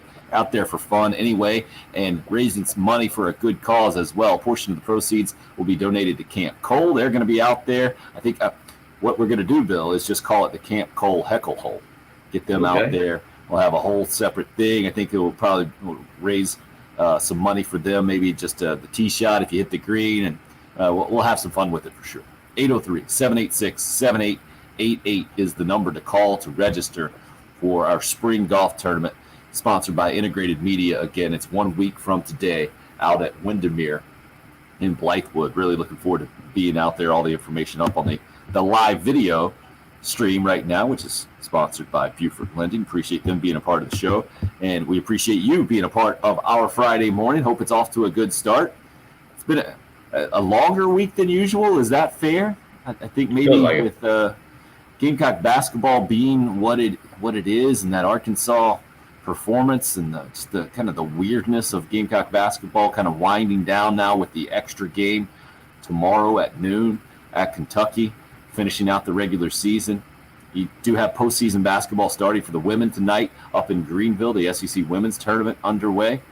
So maybe that will help speed things up as we get some March Madness going here, Bill. And then the Gamecock baseball team, it's kind of like the last little bit of a lull, I feel like, of the season, because this is the last non-marquee series you're going to have with Mercer coming to Founders Park this weekend, and the Gamecocks trying to continue their undefeated record and their just dominance so far early on this season. Wes Clark leading the way. Wanted to start hour number 2 here with a little football news. Earlier this week, it came out that 5 Gamecock football players get the combine invite, which is kind of weird this year because there's not much of a combine going on because of COVID. It's just going to be interviews, Patrick, or it's just medical stuff? What's the deal? Just interviews measuring? will still be virtual, but they'll all be there. It's just for the medical teams to get actual hands-on evaluations of the players so that they're not just trusting a kid saying, yeah, I'm fully healthy, everything's all good. They want to check things like that because sometimes things come up. Like a couple years ago, Maurice Hurst had like a heart situation that came up in his eval. Montez Sweat for the Redskins also had some heart things. So, yeah, they just want to do like an in-depth medical examination. All the workouts are at pro days. As we're talking about that, Bill starts stretching. Makes sense. Well, yeah, my Shape for the weekend. Titans one, but I was sitting there thinking about that. I was like, oh, stretch it out. So they're doing it at pro days. They're not going to Indianapolis. No, they're going to Indianapolis, but nobody else is really going. It's just going to be like the doctors. There's not going to be an official. So you got to fly That's to the Indiana. weird part, right? Yeah. So you get invited to the combine, and yet you're not really doing much there. 5 Gamecocks getting the invite officially, and the 5 names I don't think should surprise anyone. Let's see if we can do them off the top of. You were surprised? I was surprised at least one of them, because last year Feaster was not invited, and nor was T.J. Brunson. Right. I think it was only surprising. So and Rico Dowdle was invited but didn't get drafted. So normally the combine is a pretty good like the teams decide who goes to the combine. They invite the teams, say, I want to see this guy, this guy, this guy. So that does bode well for all of these guys getting drafted and their chances of getting drafted, because I wasn't sure that they'd all get drafted. Well, J.C. Horn clearly leading the way, right? Yeah. He's going to be the guy. Is it consensus first round, everything you're looking at, Patrick? Almost everywhere that I look, he's a first-round pick, yeah. Okay, and what's the highest you've seen? What's kind of the ceiling and what's the floor? I've seen maybe 16, 17-ish. Is that about as high as you've his seen? Absolute ceiling is probably 10 to the Cowboys because they need defense. But most people have not put J.C. Horn as a cornerback 1. He's usually number 3 behind Patrick Surtain from Alabama and Caleb Farley from Virginia Tech. Okay, so 10 would be probably the highest he gets picked, and what about the lowest? And we go all the way down to 30 or so, anywhere in between there? Yeah, I'd be shocked if he made it to the 30s. I think there's too many teams that need, and teams know that cornerback's really valuable now. It's a very highly paid position. So I think the Saints would be a really good landing spot. I think New England potentially replacing Stephon Gilmore, who might get traded because they can't really afford him. That would be a good landing spot. There's a couple in that little team. Then we have another corner there, Israel Mukuamu, his buddy. That's number 2 for the Gamecocks. Trying to think off the top of my head. Another guy leaving early at linebacker on the defensive side of the ball, Ernest Jones. That's number 3. And now the other 2 off the top of my head, feel free to yell. The other 2. Shai Smith. Are we letting you figure it out, or Shai Smith? Yeah, I'm just trying to do it. We're all trying to play along here off the top of your head, guys you think would go to the NFL Combine. Shai Smith, and the other one should pop out in my head because I remember reading it and thinking, oh, yep, that's right. Lineman. Go ahead. Lineman. Oh, yeah, Darius Hutcherson. There you go. The other offensive Gamecock there. So those are the 5. You guys want to guess the number of Ohio State guys who made the list? I haven't seen this. I'm going to go with 13. I was going to go lower. I don't know what because 2 of their – Chris Olave would have been their next best prospect, and he's not even going pro. Both their tackles are underclassmen. Their best pass rushers and underclassmen. I would say it's probably only like 4. I don't think there's that many. 14 was Who right. are Your they? guess was You have the list? 13. I think I'd have the list right in front of me. The ones that are going to get drafted is Justin Fields, Wyatt Davis, Sean Wade, Justin Hilliard. So it's saying now would have had 13 teammates at the combine. I guess that means if they're actually doing the combine, right? But now going to be there. Now I don't have a list. Actually, this article doesn't have the list of specific names. We're not going to read out all 14 names from Ohio State, but 14 guys, man. I think the 14 was the number of LSU guys that did get drafted last year, I think. Yeah, they had like 17 combine invites or something like that. It was ridiculous. So I'm very curious who these Ohio State guys are now. It's not that out of the ordinary. It's just kind of a shocking number, man. We're talking about pro guys in the programs. It shows you where Ohio State is. Huff Borland. Does that lead the country? Is Ohio State leading the country with 13? Oh, their punter's one of them. I've never heard of 14. punter. Yeah, I think that's why they're on the list there. Best carrot in the biz. You're getting pumped up for by Chris on the live stream there on Facebook. Both Appreciate the participation. And Jonathan said, "Welcome back, Bill. He's glad to have you here." I don't know if Bill's going to make it now. He's standing up and stretching. Stand up. Yeah. Well, so for South Carolina, by the way, Ernest Jones was the one that surprised me. Okay. I did not think that Ernest Jones can get invited. I didn't think he was necessarily going to get drafted. I don't think he's the modern day NFL linebacker. He's not necessarily what they're looking for. I think he's more of a throwback run stopping lineman. What if do you think if he came back for a senior year, he would have maybe enhanced his draft stock, or he just is what he is? I don't think so. I think he should probably just try and slim down, get faster, and try and get faster. He's got great instincts. He's a good leader of a defense, really good tackler, but the NFL's a passing league, and it's more like, the best. He's kind of like, honestly, Missouri's Nick Bolton is a first-round pick, and he's that same type of kind of linebacker as Ernest Jones, and Nick Bolton's just a better version of it, kind of.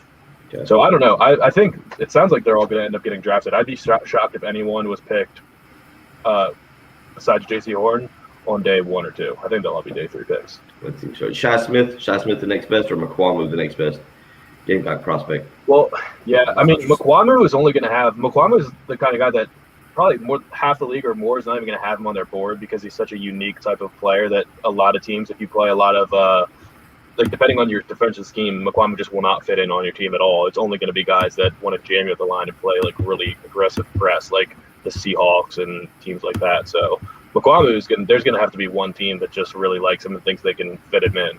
Shi's problem is that there's just so many other wide receivers. It's a really deep class.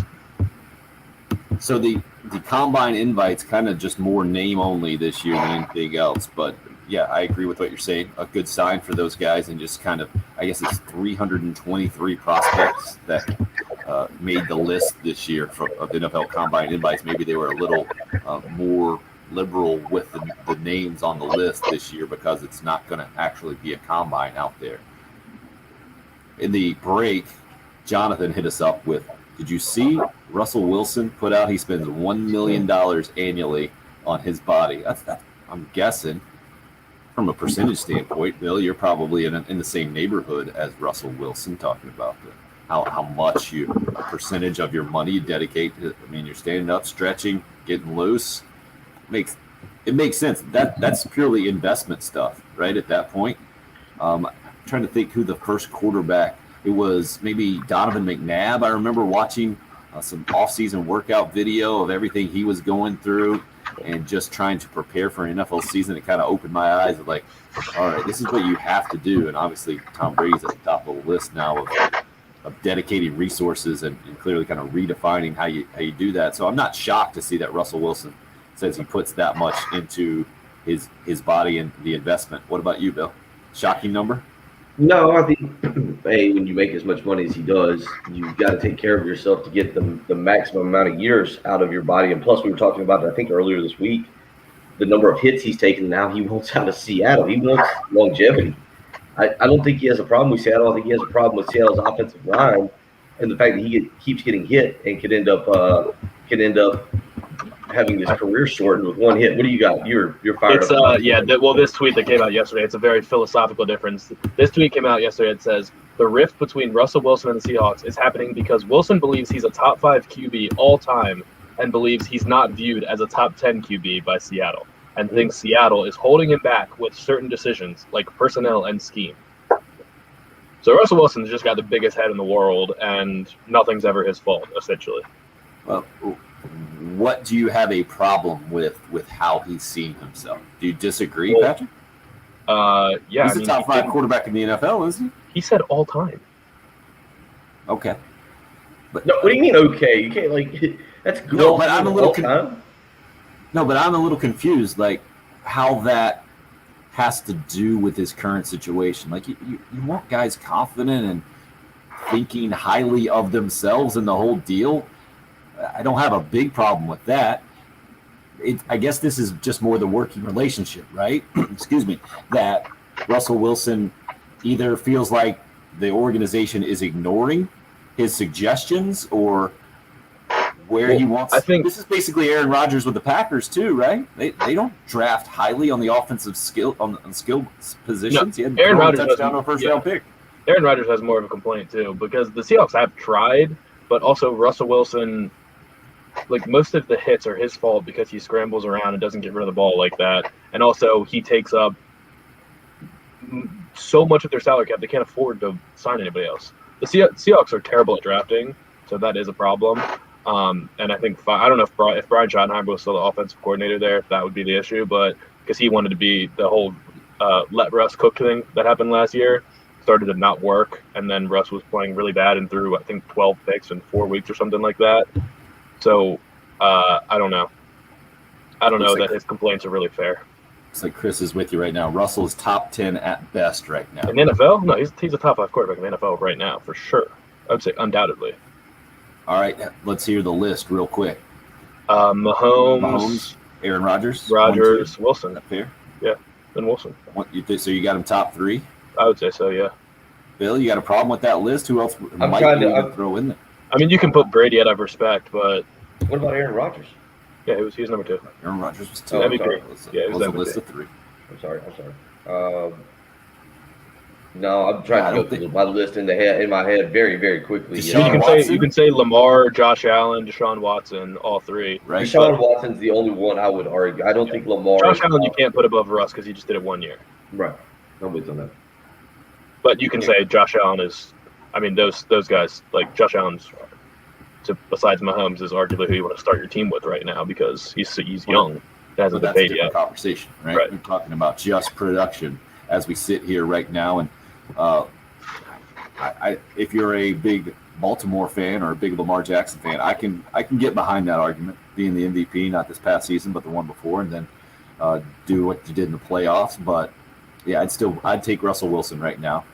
I got no problem at 3, maybe 4. I'd probably take Deshaun Watson before Russell Wilson, but it'll be interesting that one, both of those situations, right? The Russell Wilson, because I didn't really see it coming, because he's been there as long as he has, and because that organization has been as good as it has been in the last several years compared to the Texans, which is completely, we all understand, a cluster at this point. I get the Deshaun Watson situation. Didn't see this Russell Wilson coming up. And that's the weird thing. The Russell one makes less sense, but the Seahawks are actually the ones that are taking calls and making calls about Russell Wilson now. That also came out yesterday. They are having an answering machine or a fax machine. As opposed to saying we're not listening to calls about Deshaun Watson. So, yeah, but are you buying that public messaging? See, that's where I'm at, especially with the NFL at this point. For the Texans or Seahawks? Both. I believe that the Seahawks they think this might be an untenable situation and are going to try and trade Russ at his peak if they get 3 or 4 first-round offers. But I think the Texans genuinely don't want to trade Watson, but I don't know if they realize how futile it is, and there's no shot that he's going to stay. But what would be the advantage of putting that out publicly? I get the advantage that the Texans have. They're trying to convince their fan base that, hey, we don't want Deshaun Watson to go. He's the bad guy, not us. But why would you put it out if you're Seattle that, okay, we're listening, guys? They didn't necessarily put it out. It's other teams that said, like, we've called and had discussions about Seattle, about Russell Wilson. So, I don't know. And I think, what Joe Douglas said, that basically Sam Darnold's on the market, they just kind of say that good GMs answer the phone whenever it rings, and they don't just shut things down. Yeah. I think it'd be great for Deshaun if they wait for Russ to get traded first, though, because then it'll be kind of a baseline package for whatever Deshaun gets will be Russell's. will be what Russell gets. Oh, Patrick is fired up talking some NFL offseason this morning. 803-404-6100 if you would like to join the conversation. Bob's fired up on the Cool Care Heating and Air text line at that number for a different way. We were talking about the combine invites for the Gamecocks, 5 of them. Repeat, if we aren't winning football games, no one gives a dang how many we put in the NFL.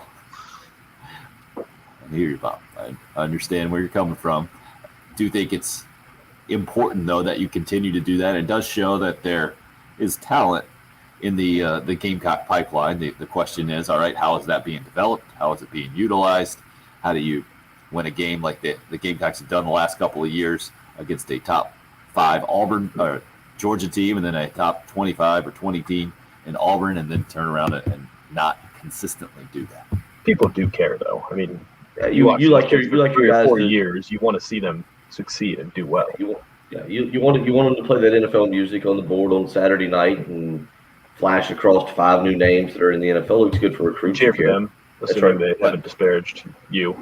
Right. I understand, though, why Bob has turned to bitter Bob there, because it's almost like, why is that guy doing that for a winning team in the NFL or helping to win games? And that didn't happen in college. I can understand some bitterness there.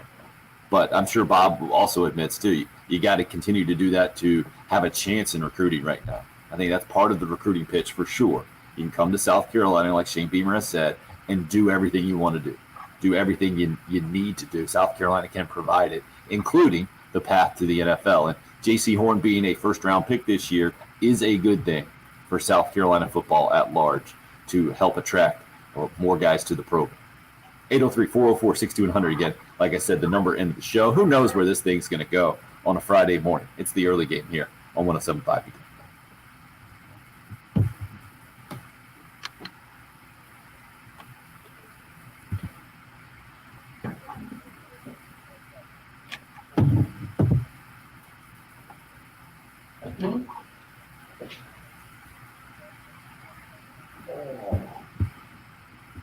Good morning, Courtney. Oh, it's a good picture of the little guy.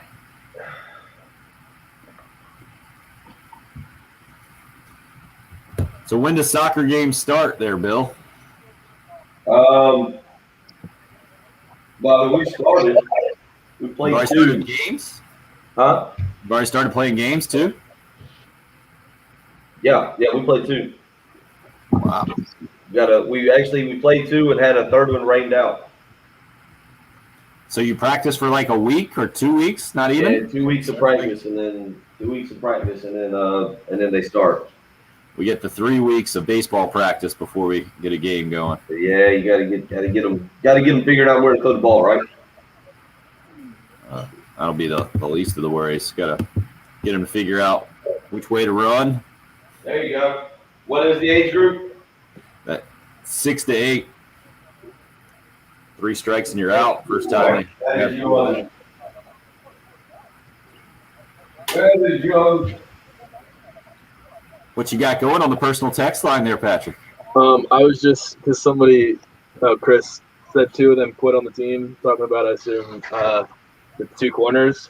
I have one friend who's a Philadelphia fan who keeps Pro Football Focus keeps like pumping up J.C. Horn, and he just keeps flooding them with hilarious things. Like the Pro Football Focus thing said, J.C. Horn won't back down from anyone, and the kid retweets and says, "Back down from half a season." For real. And then what do you say about McClamu?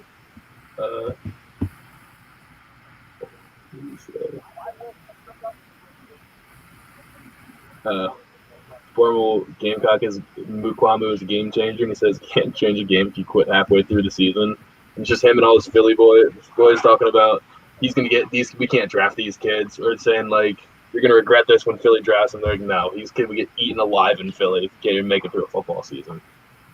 The Philadelphia kids very much need their players to have thick skin, You think? and the fans know it too. That is another level for sure. Did you know PFF put this out? I never, not that I ever recalled it, but I didn't know that this never happened. Shi Smith never fumbled in college. Shi Smith? Sounds right. But as a receiver, that's That's not really a thing, is it? Fumbling? A non-fumble streak for a receiver. I've never heard of that. A running back. I've always heard of it. Never really a receiver though. No, they just put a picture out. They just said Strive Smith had something like 198 touches or something like that, and just never fumbled. Okay. You touched the ball that many times and never fumbled once. That's still pretty impressive. What would be the average, I wonder, per fumble? And touches per fumble? Yeah. What's the bad? What's a high number? What's a real? Obviously, no fumbles is really good. Yeah. If you've gone 200 touches, that's a pretty good run. I remember Lattimore was getting a bunch of credit for not fumbling his freshman season and then got knocked out against Florida State in the bowl game and fumbled. Yeah.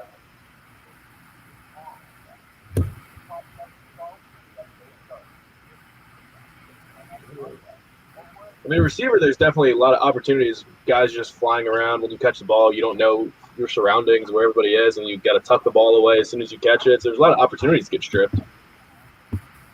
Sure.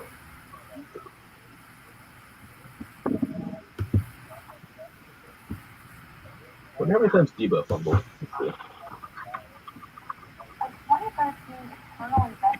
So I'm looking at the Mad Hatter stuff now. Hattergate. Oh, dude, what are you doing? Taking foul for his condo. I'm just looking at some of the details.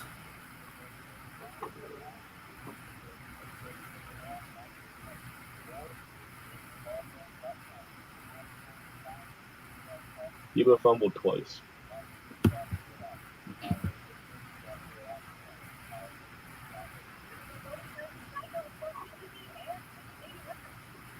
Courtney draft is April 26th. First round.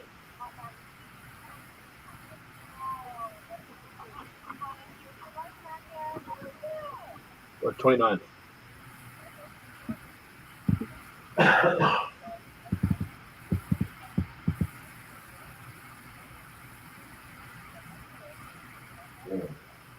Oh man, what a ugly story. Yeah, I'd rather not talk about this on the radio, obviously, but wondering how we can make it a topic without making people cringe too much. Yeah, good call, Chris, no doubt.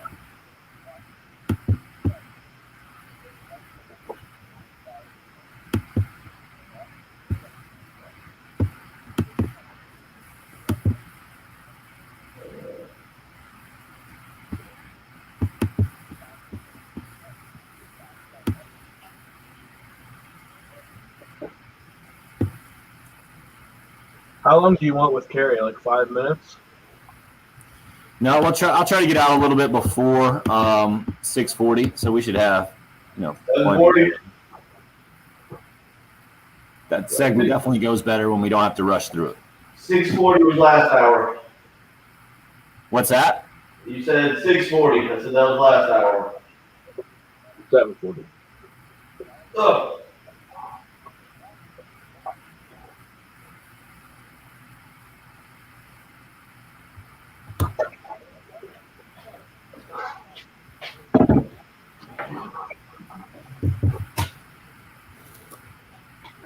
Old-timey clip time.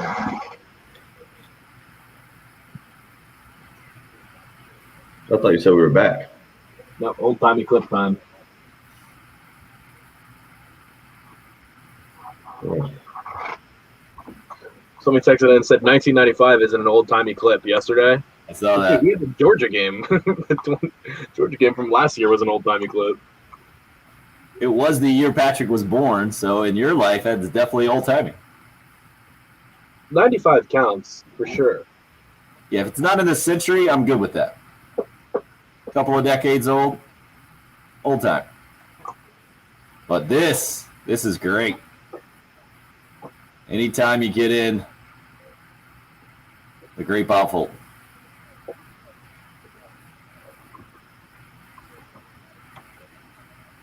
Tommy loves this one.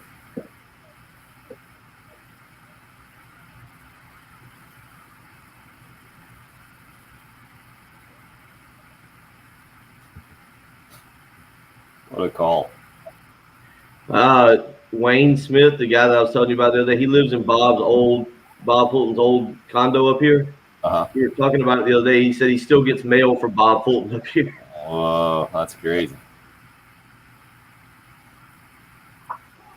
Here we go.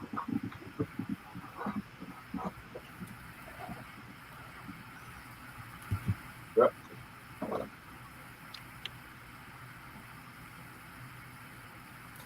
Officially kicking off the second half of the program. Welcome in. Glad you're a part of the show on a Friday morning. Kind of an odd period of transition. I feel like we're used to having spring football to talk about this time of the year as well, Bill, as everything just gets thrown together when basketball season is overlapping with college baseball season. And typically, I think in years past, the Gamecock football team has already kicked off some spring practice, maybe just a little bit later than usual this year. I know the spring game is going to be at least 1 week later than usual is how the schedule is setting up. College football news, we had it pop up on the live video stream earlier on the chat that someone mentioned Hattergate, and I didn't even know what that was. The only thing I could think of was Les Miles, and actually that is what they're calling it these days. The internal investigation at LSU from back in 2013 is in the news, and I guess the actual investigation is going to come out today or at some point later on today, and it doesn't look like it's good news for Les Miles, I guess accused of 2 separate women of inappropriate conduct. And it's really surprising to me knowing Les Miles. We've talked about him on the show a bunch from the football perspective, especially when he was at LSU. Such an odd guy with his press conferences and responses, and kind of out of left field, and obviously known for chewing the grass and the whole thing, but kind of oddly likable. Is that a fair way to put Les Miles in his kind of persona through the years? I think that's how I see him anyway, as an oddly kind of likable character. And obviously you hate any time this comes out from anyone. And Chris just says, let's see if he gets released by Kansas and didn't have a good year. And that's a ridiculously tough job. But anytime I see a story like this, I just feel like no one wins at all, Patrick. How do you see this thing? I did not see this coming at all. I didn't know there was anything along the lines of this even being investigated. I always thought Les Miles seemed likable. I mean, just little college game day things of him or little videos of him doing quirky stuff. I always thought he came off as very likable. But yeah, I think I'd be very surprised if Kansas holds on to him now. It's not like he's had a great deal of success there to begin with anyway. So you do not want to be associated with this. And I apologize. My thing just dropped out. My box dropped out, so I didn't hear the end of that. And then you tossed it to Patrick, but I didn't hear kind of the rest of what you were talking about. I wonder how much he enjoys that Kansas job. I mean, you're talking about a guy who's been a winner everywhere he's been, and you go to Kansas and you get stomped, you get beat by Coastal Carolina to start the year. Like, I don't think he wants to be – I don't think this is how he wants to go out, but also I kind of feel like if he had an out, he would probably use it and be like, yeah, I've had enough. This is not what I want to do. I need to get out of here. Now, this will – I don't think it's going to be his choice. I was going to say, I don't think it's going to be his choice, and I don't think he'll have an opportunity to get back into another coaching job. So the details of the story, there was an internal investigation back in 2013. And I think why this is coming to light now, I'm not sure, other than I think USA Today kind of dug into it or learned about it. And this is the weird thing, right? That he's going to get fired in 2021 for something that was investigated in 2013, and I guess came to the conclusion, at least at that point, that there wasn't enough inappropriate evidence of inappropriate conduct to merit anything. And maybe now just the threshold of that has shifted so much that a different result might come of that at his next job, not even where he was here. Kind of an odd story to me, certainly not good for anyone involved here. You know, even in the worst situations here where these allegations of anything inappropriate are just completely made up, like that's not good for anyone, obviously. And obviously, maybe I should say that the worst situations are when this stuff actually happens. But I don't understand exactly what's going to come out in this report, because what I read is that there's no evidence of inappropriate. Like the allegation is that a female student was in a car with Les Miles and he tried to kiss her. I don't understand what kind of evidence you can produce if that's your accusation. You know what I mean? It just seems like it's bad for everyone associated here, and certainly puts a different spin on Les Miles and me looking at, it's just the Mad Hatter. That's just Les being Les. He's a funny guy and the whole thing. And, what an interesting dude. After he stopped being the coach at LSU for at least a year or so, he got into acting. Wow, what a choice. It seems to be kind of an ugly end, at least on the outside looking in, to a career that has been a really interesting, one of the more colorful characters in college football for sure. LSU just can't. There's all sorts of issues going on at LSU. I mean, Yeah. Ed Orgeron's not in the clear either because there were allegations against Darius Geis that he apparently was notified about that didn't follow up with, and a lot of people thought he was going to lose his job. So LSU's just they can knock out of their own way down there. Yeah, you feel like with Orgeron, whatever he does this year, it better be really good. Otherwise, I don't feel like he gets his job in 2022. And then you just wonder if the NCAA is going to look at all of this and maybe try to come in and do something with them. I was watching Oklahoma State last night. They were talking about the situation kind of similar to South Carolina with Lamont Evans and what Oklahoma State is dealing with right now, trying to figure that out and see if they'll be eligible. They're supposed to hear back, I think, by the end of the weekend on their appeal for participating in postseason play. Yeah, Baylor, an 11-point winner at home last night against Mike Boynton and Oklahoma State. They dropped to 17-7, 10-7 overall. Still had a couple of big wins against Oklahoma not too long ago. So they're in great shape moving forward. And what I guess the lineup is somewhere as the highest they would be. Looks like a 3 seed. Lowest they would be right now would be a 5 seed, I would imagine, in the NCAA tournament. Cade Cunningham at 24 points, one of the best players, most talented players in the country. Baylor improves to 20-1. And their first conference championship since 1950. That momentum continues for them. Iowa was the big win. Is that the only Big Ten team that stinks? I guess I should check out their standings, but Nebraska was their opponent, 102-64 last night. Iowa with a thumping there. West Virginia, a winner against TCU. Bob Huggins and company continue to kind of contend now for a 1 seed. It seemed to be like a 2 seed as they sit right now, 76-67, that final score.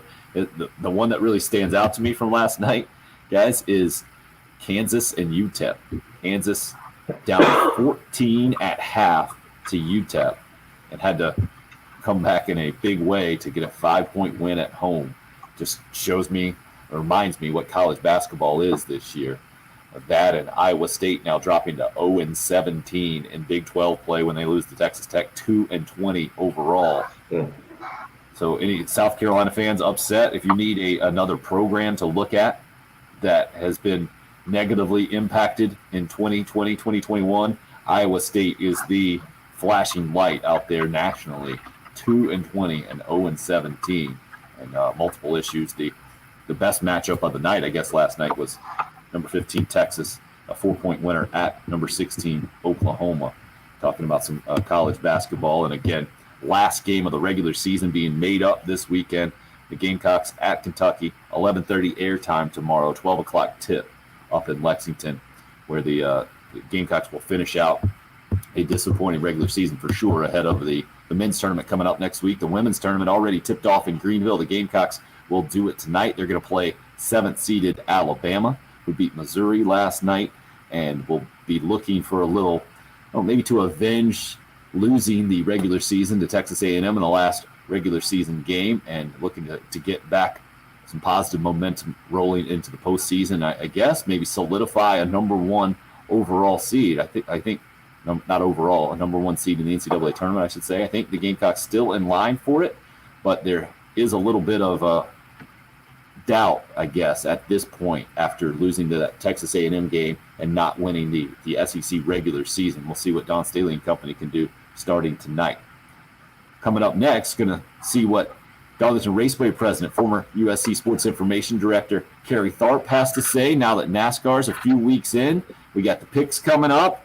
I don't know if Bill's going to be strutting quite as confidently into today's picks as he has in the last several weeks. Jen's not here to tear you down.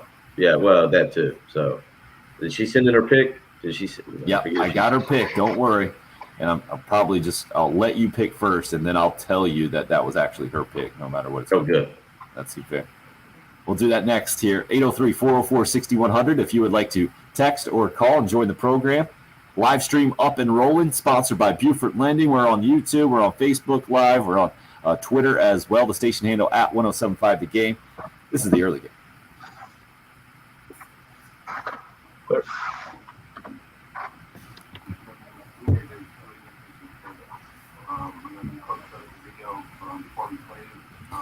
Kentucky basketball player injured, eh? I'll check on that for you, Travis.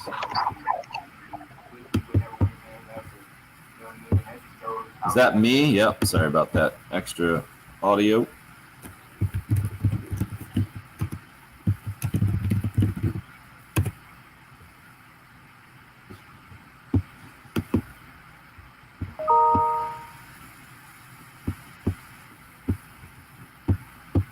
Where are we at this weekend? See what is Homestead last week.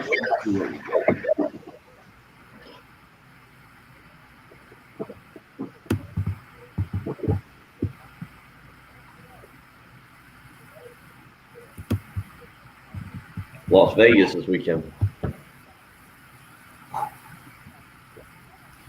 So no, the exact player not being mentioned. This was just basically, I see it as Twitter rumor.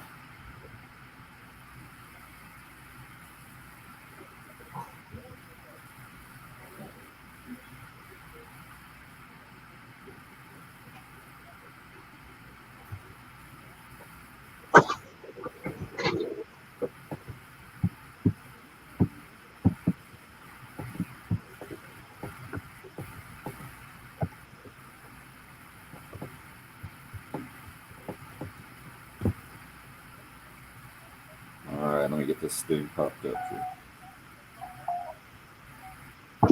The chick. Okay.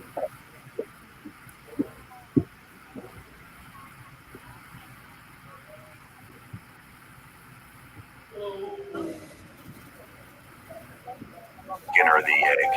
All right. Question is,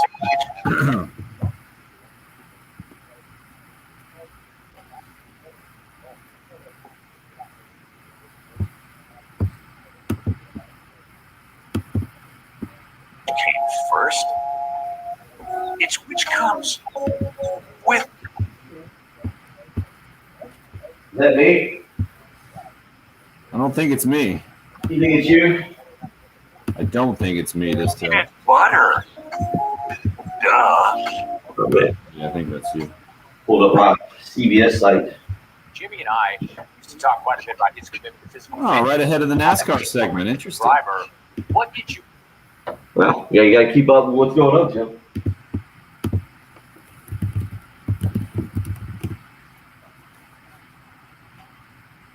Oh.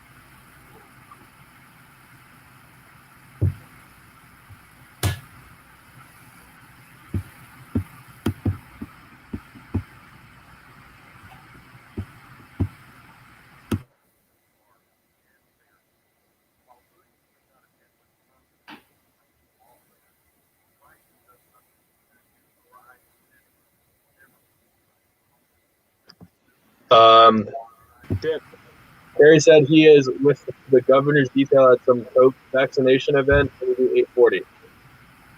We need to do 8:40? Oh, okay. Yeah, Jen said that thing was at 8 o'clock. That's why he was wanting to do it at 7:40 today. I guess he's already with them. Gotcha. Big timing. Big timing us for the governor. Come on, man. What is the event? You got me. Sounds like just getting some vaccinations or putting out news about it.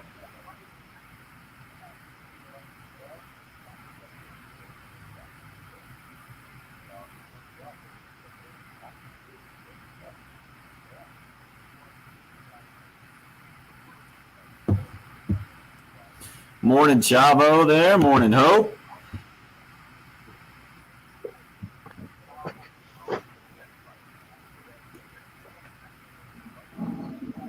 What's Bill doing between every break?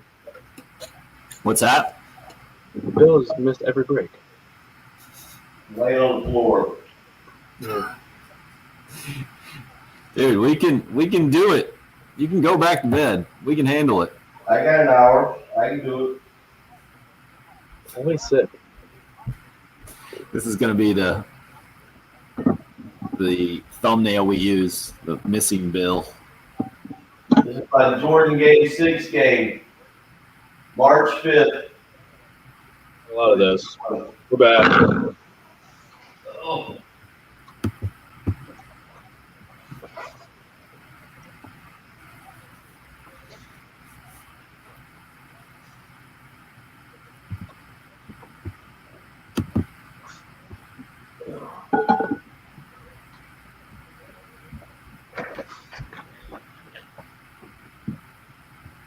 Sure. Appreciate Kirby there on the YouTube live stream, letting us know in Florence there's a local hospital hosting a vaccination day at the Darlington Raceway. 5,000 doses available. So right now, that's what our buddy Darlington Raceway President Kerry Tharp is very busy with. The governor of South Carolina involved in the whole thing. So we're going to try to get to him about an hour from now and get his usual NASCAR picks in. And Bill continues to lead the way somehow. But Kerry has pulled to within one in our NASCAR. Well, I mean, what do you picks. mean somehow? When you do it 3 straight years, it's not somehow anymore. It's just a trend. That's why Chris says, is Bill now comparing himself to Michael Jordan? Well, I was just talking about Patrick was wondering why I haven't been in the breaks on the live stream. I've been going late on the floor. He's saying this is my Jordan Game 6 show. This is your flu game. This is my flu game, yeah. Playing through. All right, understanding that, maybe you won't be completely chipper or optimistic about your chances to get involved. We talked about it a little bit before, but this is the time of year where college basketball typically dominates the sports spectrum. Patrick, I know you've been in on college basketball much more than me or Bill this year because of more Big Ten stuff. Being a Maryland guy originally, you've been able to get into it kind of through them. But from the South Carolina perspective, obviously, the conversation has kind of moved on from men's basketball this year with the disappointing outcomes and no chance at the postseason. But Bill, do you allow yourself the possibility to get back into it here with the conference tournaments coming up this weekend, next week, and then with the NCAA tournament not too far away? I think I'll make an effort. I think I'll make an effort next week when it really gets going and it's on a little bit more. But you know, there's I have no idea if it's something that say next St. Patrick's Day weekend, if I'll kind of be going out of my way to catch some games. And I'm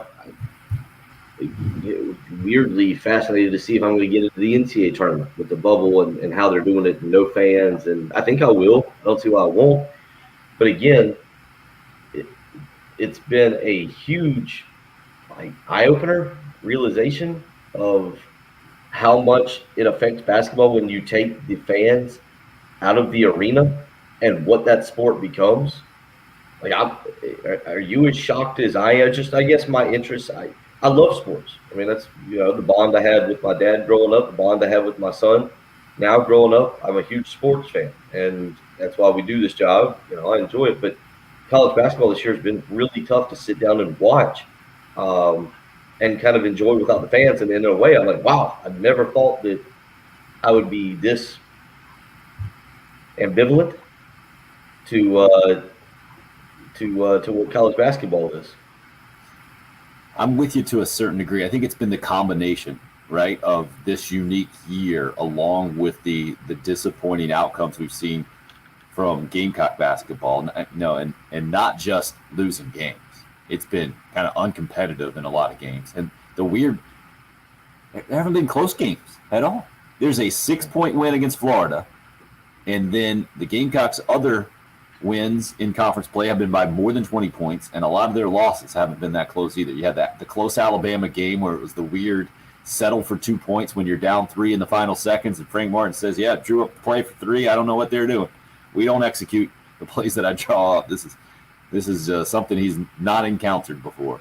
So you have that combined with just the COVID deal with a Cameron Indoor Stadium where the bleachers aren't even pulled out behind the goal, and you just have the setup of the bench over there, and you certainly don't have the enthusiasm. So I think in Columbia, where you have a year where the Gamecocks aren't vying for a postseason spot, and that's been out of the ordinary in the Frank Martin era here in the last 5 years. They're typically, I feel like we get about a month stretch of, all right, what's it going to take? What does Carolina have to do to kind of overcome some non-conference losses now here in conference play to get the quad 1 wins up and to get the strength of schedule or to improve the resume? This year, that conversation hasn't happened. And so you've had that kind of disconnection. We've had that disconnection. And then also, you don't get the instant connection to those fans that you're talking about when a game comes on. That's what's been missing for me. Patrick, though, I'm with you. Some of these games now, when I pop on the TV, I can get more invested, I guess, because there's just more on the line, and the conference season is coming to a close, and knowing that we are in March, and I really like college basketball. I love the NCAA tournament and put it up there as the best sporting event. Bill, you're talking about our connection with sports, like the NCAA tournament. One of my earliest memories, watching Villanova win that thing in '85, and I think the best 30 for 30 out there is the one about NC State and Jim Valvano winning it back in the day, and Terry Gannon getting all the guys back together, surviving advance, and the heyday of college basketball back then. It's changed, but I'm thinking the tournament, because it just is what it is, and conference tournaments happening now, and we're going to get some moments. I'm thinking it's going to be able to reel me back in. I'm hopeful anyway. Patrick, what about you? I know you feel kind of connected anyway because of what the Big Ten. Maybe you're not as far away as Bill and I are at this point. Yeah, well, my first memory, you said Villanova at 85. One of my first sports memories was definitely Maryland in 2002 winning the title, and that was for until the last 3 years the only championship any team that I'd ever supported had won. So, yeah, Maryland has been a really fun team to watch. They're undersized in a giant Big Ten this year and playing really well at times. But yeah, some of these matchups like Luka Garza versus Kofi Coburn and that Iowa-Illinois game is just an amazing matchup to watch for 30 plus minutes a night. And there's just some powerhouse teams in the Big Ten. So I've personally hated Maryland leaving the ACC because the ACC was a basketball conference, but it helps when you see how stacked the Big Ten is now. They're by far the best conference in college basketball. So these battles, like night in and night out, I'm going to be all into the Big Ten tournament next week because there's so many great teams, and I think that'll immediately put me in. I've been in tournament mode for the last couple of weeks, seeing, watching Cade Cunningham take down top 10 Oklahoma was awesome with 40 points, and I just like that it feels like a more traditional college basketball format this year because there's less freshman domination. Like, I don't know what even the NBA draft's going to look like, and we're not at the time of year where it's this team of all freshmen versus this team of all freshmen. There's big-time big men and seniors leading teams all over the country, and I'm all about that, all in for that. Kind of like, too, that you don't have the Kentuckys or Dukes, North Carolina's, Kansas at the top and automatically going to be one seeds and favored to win this thing. Yeah. I don't know. I'd be really excited to see Gonzaga versus Baylor, or Right. Gonzaga and Iowa and Baylor and these teams that you never really see up there. But Bill, you always like the blue bloods, you say, the big-time name brands when you get to the Sweet 16 or the Elite Eight. Doesn't look like that's going to happen this year. Yeah, we can get into that a little bit in the next hour. It's going to be an interesting tournament, something that it will be, I think, a lot different than what we're accustomed to seeing. How has Gonzaga turned into a blue blood? It's happening. Hour 3 happening next. Quick.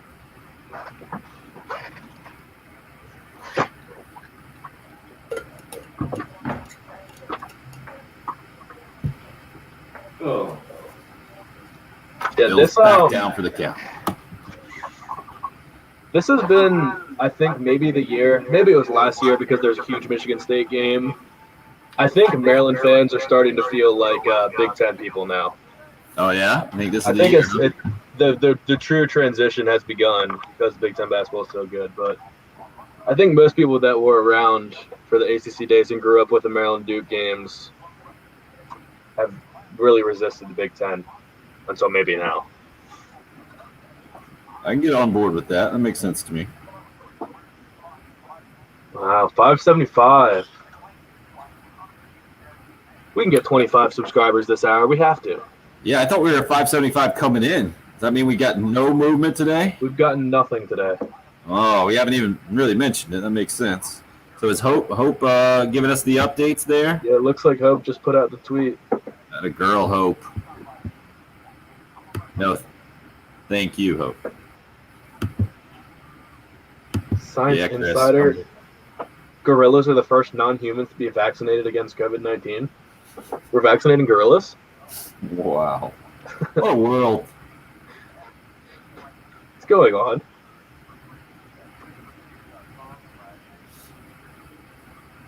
I think that's a good T-shirt.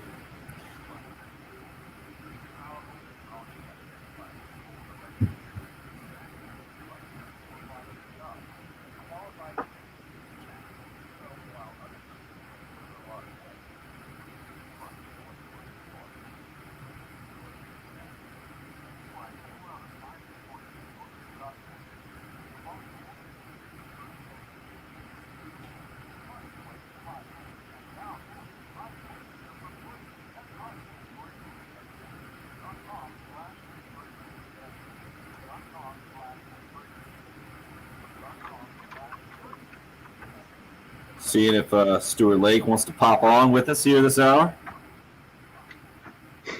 TMA weekly guest now? Should we just book him every week? I'm typing it right now. I do not want to be blamed for breaking up the routine because it worked out pretty good for him last weekend, Thursday, Friday. So going into the weekend, maybe that's what part of his routine. Certainly the offense looked pretty good. Absolutely, Chavo. We got lacrosse and Big Ten basketball, now a little hockey. Right in the big three for Patrick. If you want to talk hockey, we can. Calgary just fired their coach yesterday. Calgary did? Yeah. Do you know the mascot of Calgary? It's not still the Flames? No, it is. I didn't know if you paid enough attention to hockey to know the names of all the teams. Did they move back from Atlanta? Is that what happened? Did Calgary disappear when the Thrashers were around? I think so. I think that's how it worked. I don't know enough about. You're the hockey guy. You're supposed to know. I don't know hockey history. I know the original six, and that's it. Let's see. Let's see if I can get those original six, by the way. The Canadians, Boston. I'll go with Blackhawks. Yep. I was thinking Detroit and the Rangers, but I wasn't sure about that. Both Correct. of them. Yep. And the old Maple Leafs, right? There you go. Maple Leafs. I would not have put money on getting all of those right, by the way.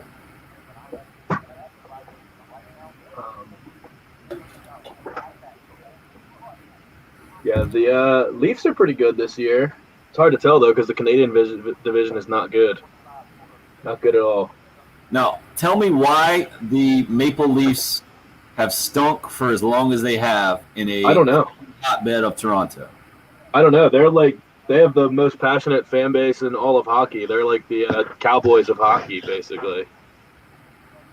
What's this? Overtime Media is trying to start a new basketball league?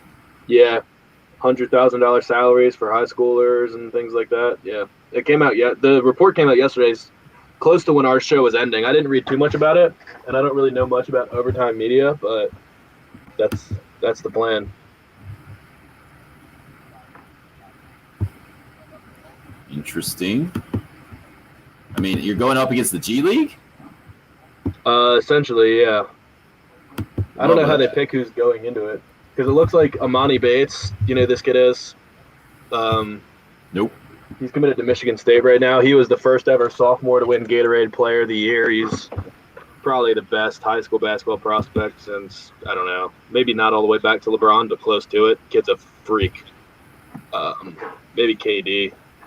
KD is his sort of his comparison, but it looks like he's leaning towards the G League, even though he's committed to Michigan State right now. Whoa. This is the thing because it says 16 to 18-year-olds. Whoa. And Overtime Media includes Durant, Carmelo, and some Silicon Valley dude.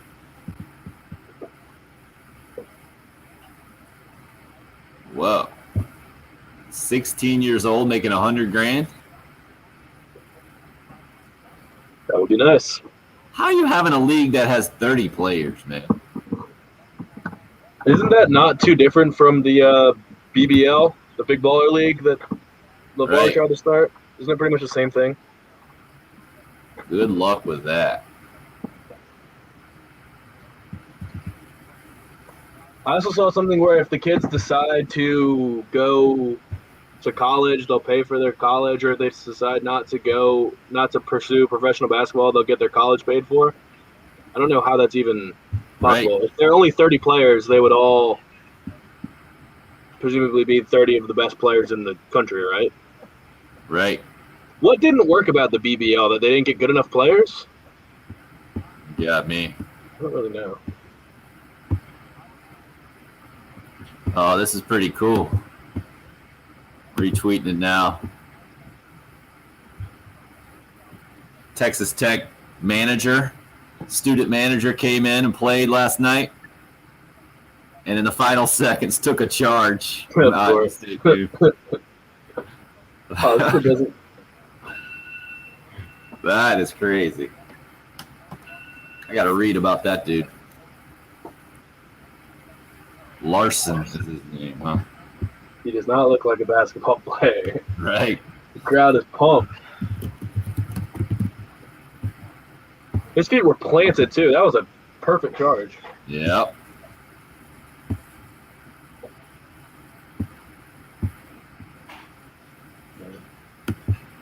Man, Iowa State is just terrible. They're a historically good program too, right? Yeah. They're always in the tournament. Oh, Bill's back, people. Oh yeah. He's pumped. Back. Well, I'll make your NASCAR pick for you. I'll probably pick like Jeff Gordon or Jimmy Johnson. I don't know if they still race. I know Jeff Gordon doesn't. I don't know if Jimmy Johnson does or not. I don't think he does.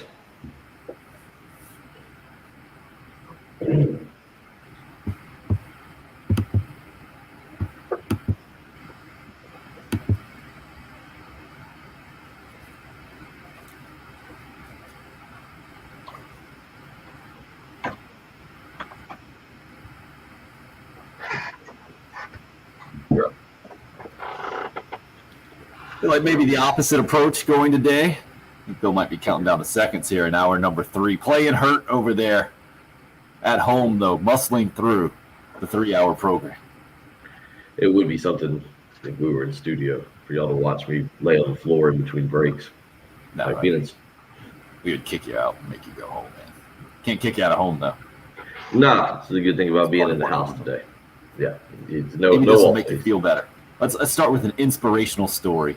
I feel like you can watch a Rudy moment. It happened last night. Texas Tech basketball.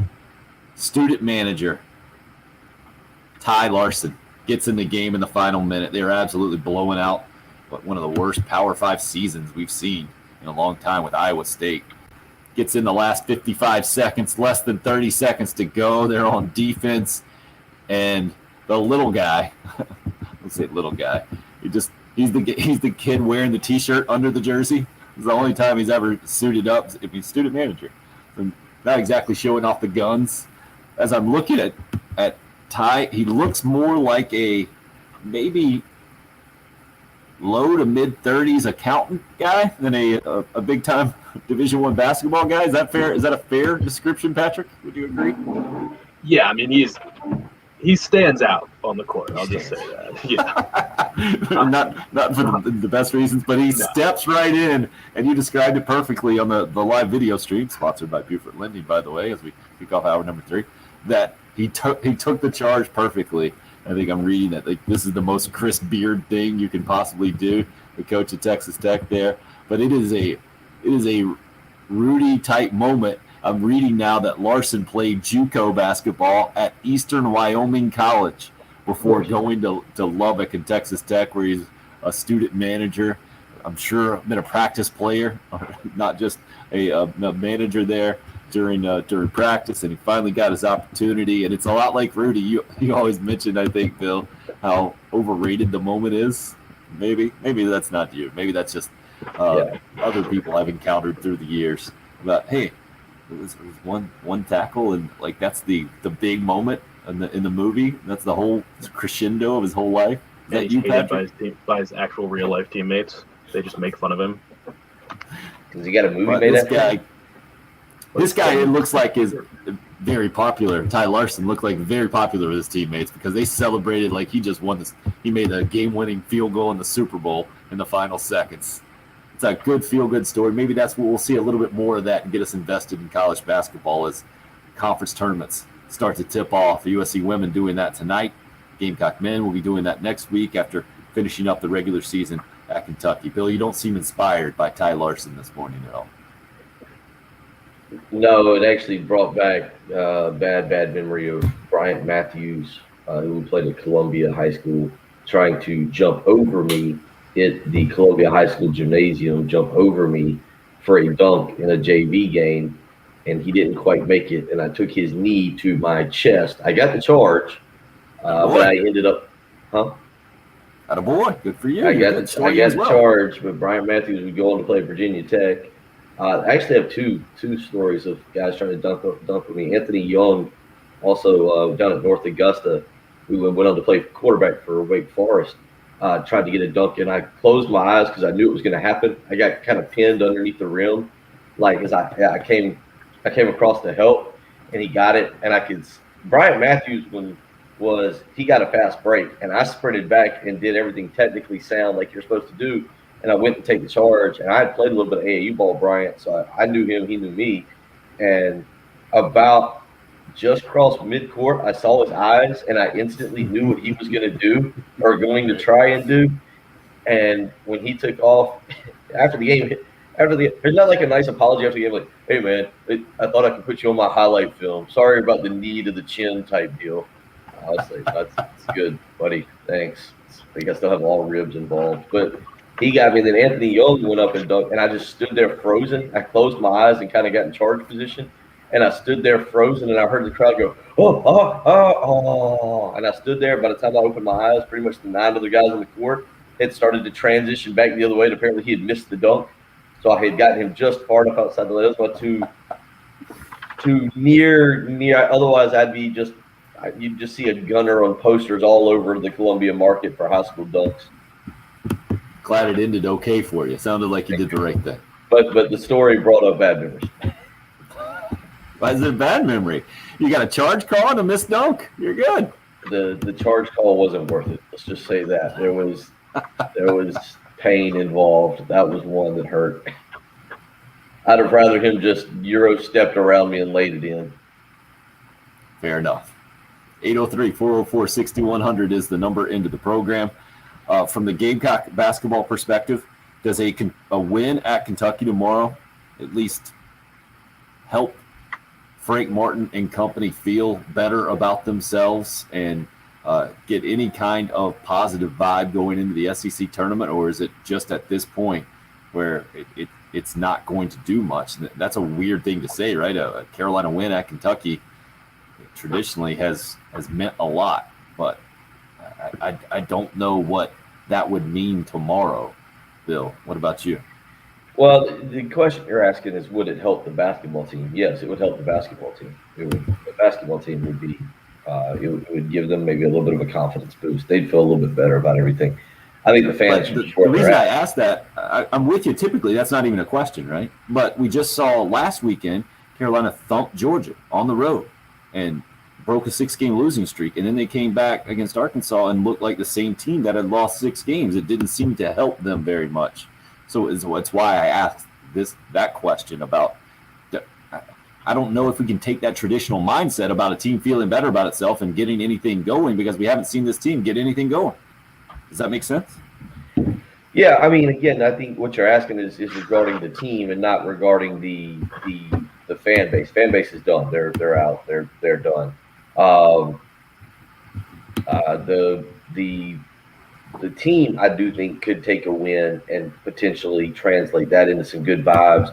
Go to Nashville, I believe, and kind of get going. Like, now I say get going. Maybe they can get to Friday. Maybe I don't know. Maybe I don't know the exact draw in the tournament just yet. I'd have to look and see who they're matched up against. But the bottom line is, yeah, the team can take something away from it. The fans won't.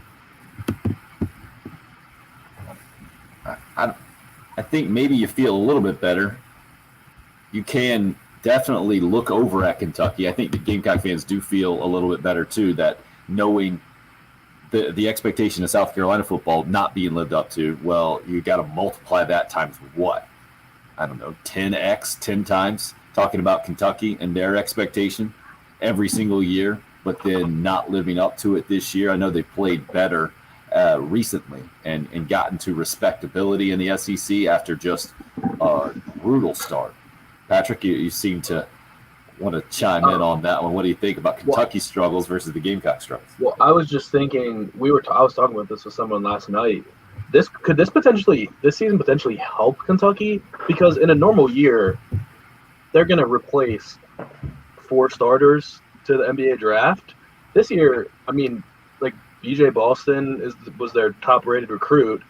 I don't know how he goes to the NBA draft. Like, he hasn't played well enough, hasn't earned it. Is there a chance that Kentucky is going to end up just returning way more players that they otherwise would have and probably shouldn't, because they should be going to the NBA, and Kentucky might just be stacked next year and be doing the old platoon thing they did in 2014 or whatever year it was? Because Kentucky fans feel better than South Carolina just because they know that this is all freshmen, and the COVID season is actually a legitimate excuse for Calipari that it shouldn't be for Frank Martin, to the extent that some South Carolina fans want to make it because they're an experienced team. So I don't know. You're using kind of a logical train of thought with Kentucky basketball. Well, they're completely irrational. Sure they're completely irrational. I mean, it's like the Alabama fans that want Saban fired every year they don't win a national championship. Right. Yeah. I think. But I think Kentucky could be dangerous next year, and same with Duke. If these teams that normally just flip freshmen, 5-star freshmen year in and year out. Here's the problem, and I'm not saying you're wrong, but these kids, and Calipari's kind of hinted at this, these kids go to Kentucky to be one and dones. Yeah. I mean, that's why they go. What was it, Tim? We kind of made fun of him a few years ago. I think it was you and I, and he was basically like, hey, we went 38-1. We lost to Wisconsin, but this was one of the most successful years because all those guys got drafted.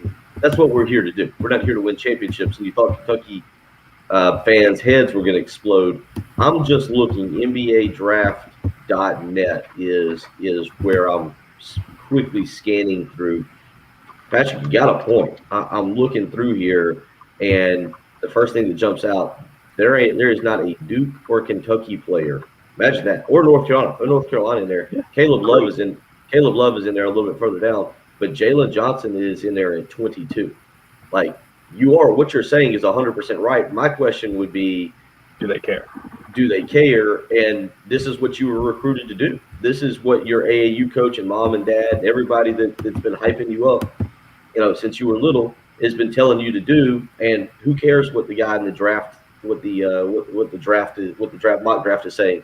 This is why I went to Duke. This is why I went to Kentucky. This is why I went to Kansas, North Carolina, so forth and so on. Again, just looking at this mock draft very quickly, it was updated February 18th. I see one Kentucky player in the entire draft, and that's Oliver Sarr, the 7-foot transfer, and he is the very last pick in the draft. So I don't see any. Olivier? Yeah. I'm sorry. I'm looking back into the sun a little bit. I can see it. But Olivier Sarr. But that's the only guy I see from Kentucky, even in this mock draft. And it's not like Kentucky didn't have their normal high caliber recruiting class. I mean, Brandon Boston, ridiculously high rated recruit. Devin Askew, 5-star. Who else do they have? Terrence Clark, I think. Cameron Fletcher. They had a normal array of high 4 and 5-star players. So I don't know. This would probably be the most experienced team Calipari's ever had at Kentucky next year. They might just say, I don't care. I'm going to the draft. If I don't get drafted, I'll play in the G League, and I'm good enough that I'm going to get to the NBA anyway. That might happen. Very well might happen. That also, the way things are kind of going, you're exactly right. Like, there's no way Boston thought that he'd be coming back to school. Right. There's no way in a million years, he thought he'd be a sophomore in college ever in his life. Yeah, also blending 2 classes like that could be certainly a large challenge. I think Calipari's gotten a lot of credit through the years being able to figure it out with all the egos involved in one and dones, and then maybe guys sticking around for a second year. This year, obviously, has been brutal. They did get on a 3-game win streak a couple of weeks ago, Auburn, Vandy, and Tennessee, after a 1-point loss to Arkansas, but they followed that up now with a couple of losses in a row coming into tomorrow. They've lost at home to Florida by 4, and then most recently at Ole Miss by 8. So Carolina with a better than average shot, I would say, to win at Kentucky, even though the Gamecocks have struggled as much as they have. I think because Kentucky sitting at 8-15 overall, just a brutal year for them, something just unheard of when talking about Kentucky basketball. But this year has been unheard of in a lot of ways for college basketball. We talked about it earlier. AJ talking college basketball on the Cool Care Heating and Air text line at 803-404-6100. I believe AJ is a Winthrop alum. He says he wants to give a shout out to Pat Kelsey, 22-1. Big South tourney title. He's going for it this weekend. Obviously had the regular season championship, but it doesn't mean anything as far as the automatic bid unless you win the tournament, which Winthrop did last year to get an NCAA tournament bid before COVID obviously canceled that thing. Well, Albert says Kelsey's a heck of a coach. Go Eagles and Gamecocks. We talked about Pat Kelsey before. We certainly seen Winthrop do this through the years. I feel like Kelsey is just continuing that tradition that probably doesn't get talked about enough. Bill, certainly in the state we know it, but maybe not in the country enough. I know you're high on Pat Kelsey as an up-and-comer, and certainly it doesn't seem like Winthrop will be his final stop. No, I like Pat. Pat's always been a very upstanding guy. He comes from the Skip Prosser line there. Is kind of a northern guy. The only mistake he's made in his career was, it happens, was taking that UMass job and then backing out. And we just know how that kind of happens.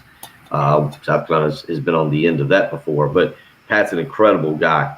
You get 2 young guys in this state that I think are phenomenal young coaches, he and Bob Ritchie. And Pat's 45, man. He's when we say young guy, he's been around a while. He's done some really good things at Winthrop. We've also seen Winthrop have a lot of success. That's one of those low major programs that has a lot of success over the years with the right coaches in place. But you look at it, I'm shocked, even though I've known him, that Pat's been there now 9 years. Is that right? 9 years, and only one losing season. And that was his very first one, 14 and 17 in 2012, 2013. So the Bob Ritchie you're talking about, Furman head coach there.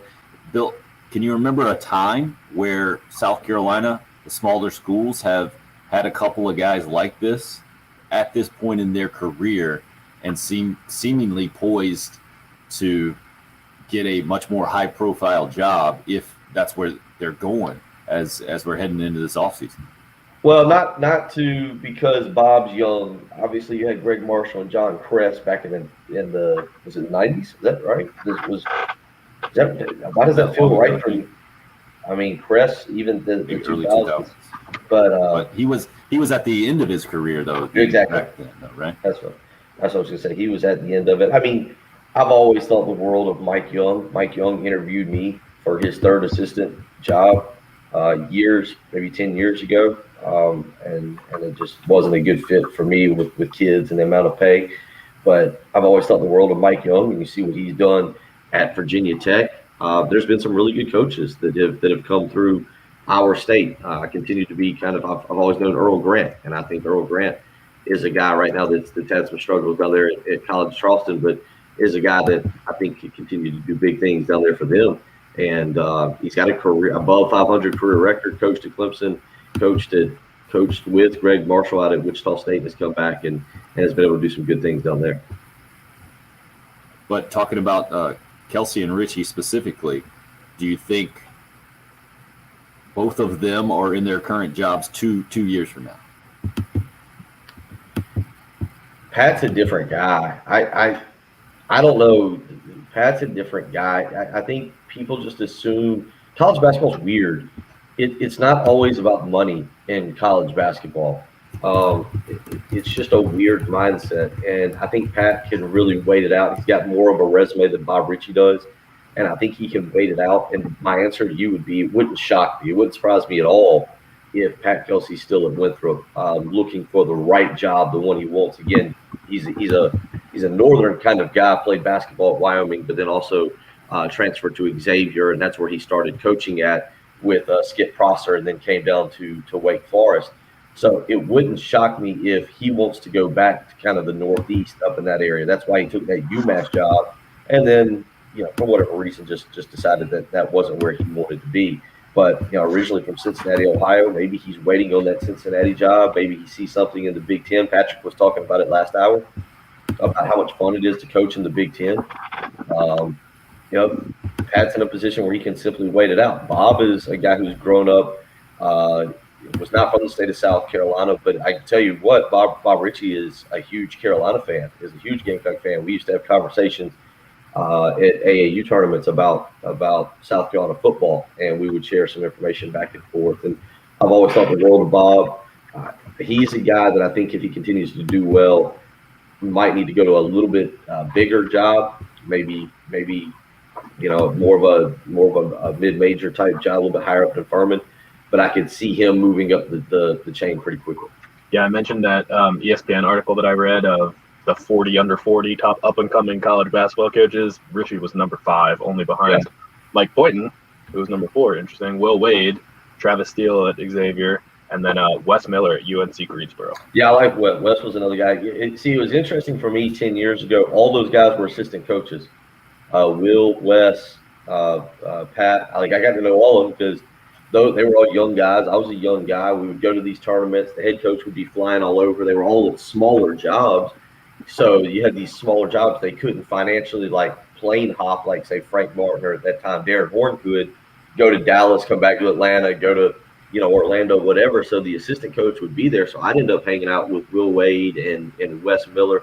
Wes has always been an incredible guy to me. I certainly know Will Wade's past, or what's going on at LSU, but Will has always been very good to me. I've still got his number in my cell phone, and can contact him and actually talk to him from time to time. I think the world of Bob Ritchie. I think the world of Pat Kelsey. I think Pat is an incredible human being. I think he's a guy that you would love to have your son go play for. How could he handle upper echelon AAU recruiting in South Carolina? I would ask that question about Bob Ritchie as well, having to come to South Carolina if you sort of talked about those guys for the jobs. But yeah, Bob's incredible, and Wes Miller's really incredible. I think Wes is going to fall into that line of waiting and hoping that the Roy Williams days are numbered and that he's put himself in a position to get that job. He's been at UNC Greensboro for 10 years. Yeah, he took over. He was young. All these guys are young guys. Crazy. Huh? Took over when he was 27. Is that what he said? Yeah, 27. He's been there for a decade. Yeah, he's sharp guy. Good guard at North Carolina, and again, I think he's kind of biding his time, and I think he needs to get a bigger job before he can go to North Carolina. And I haven't heard his name mentioned, but certainly he's a guy that I think will continue to do very well.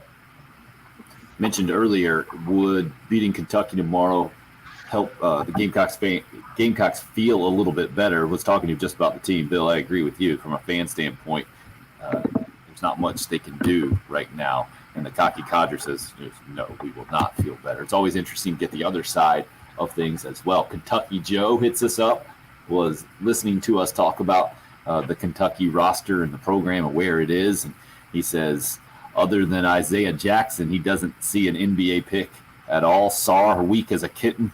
Boston couldn't hit the water if he fell out of a boat. Brooks needs another year. We couldn't defend Irmo High School in the last 4 minutes. Love my Cats. Love the kids, he says. Definitely a few years from now they will be in the league, but right now we stink. Kentucky basketball fans, man. It's tough. 803-404-6100. Wait. And can we read Dan and Somerton's? Because we're not going to read his work email, his work text that he accidentally sent to us. But he does have a 4-hour window open today, starting at 10:30. Just in case you need to know. Dan, tomorrow. See, that's why you needed to read it, just in case. It's tomorrow. But gotcha. Something about it looks like construction. Is that how you're reading that? I'm reading construction. Yeah. Somebody's needing some work done on their place, and Dan and Somerton's the man. We've got his number now. We need someone. If you're in the Somerton area, Dan's the guy for the job. Not sure what job exactly, but we know he's got a 4-hour window open tomorrow. Right now it looks like it's booked. I think he's trying to get some business. It's booked. And right now we need to take a quick break. We got Kerry Tharp still up on deck with us in this hour. We're going to do the NASCAR picks and get words of wisdom from the longtime former USC Sports Information Director and Darlington Raceway President. You're listening to the early game here on 107.5 The Game. Quick. All right, there it is. Bill off. Got a little zero res need to tell you about here.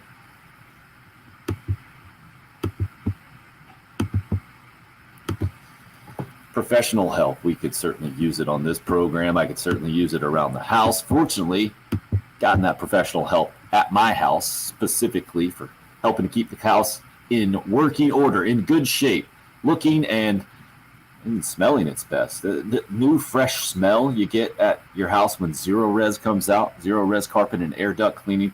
They've done a great job cleaning my carpets a couple of times. They've been out to my house, cleaning an area rug, freshened up the tiles in both the kitchen and bathroom, and it just leaves the house with that nice fresh feeling. And with Zero Res's patented powered water cleaning system, you get to keep that feeling longer than other carpet cleaning services because Zero Res, no soap involved in their process, no leftover soapy residue, hence Zero Res, right? And no harsh chemicals involved. That's especially important to my family, having 3 kids, 8 and under, and I got the one that's not quite 1 yet, all waddling around all over the place. Man, yesterday, that dude just would not stop, wore us out. Fortunately, we don't have to worry about the carpets being clean because Zero Res has helped us out. They can help you out as well, whether it's your home or your business. They're going to follow all the CDC guidelines, making sure everything is clean and sanitized, and they got a great deal for you right now as well. $109 will get you 3 rooms of carpet clean when you mention me, Tim Hill. Just check them out online, ZeroResColumbia.com. You can book your appointment today, or you can call them 803-262-4020. It's Zero Res. Spell it backwards or forwards. It's the right way to clean.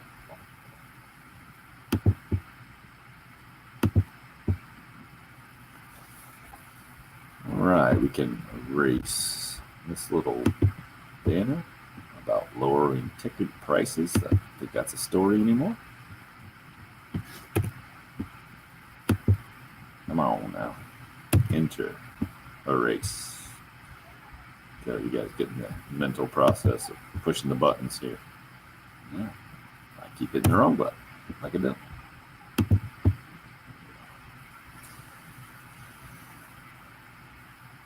Looks like Patrick is intent on that computer over there. You got something going on. You're still on mute on. Oh, he's doing the traffic update. That's what he's doing. Doing some serious work. Uh-oh. Sounds active upstairs at my house. I don't know if this is a good thing.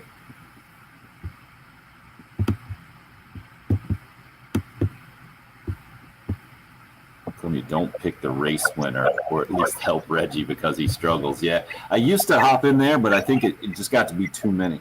You have 5 people picking. I think it's a little convoluted, Travis. So I've taken the Reese Davis approach of just helping to move things along there during the pick segment. Let's see what Reggie's got going this week. See where he's at. That's a good point. He does struggle. But he actually does know what he's talking about when it comes to NASCAR. Uh-oh, KT, tell us why the day's not going so well. Oh no. What's going down? Patrick, how are the studio struggles today? Are you going all right? They're going all right. All right, I got this pulled up now. Yeah, Reggie is he's in third at least. Yeah, it looks like he had a decent pick maybe last week. Nope. Chase Elliott was last. He is beating Gent.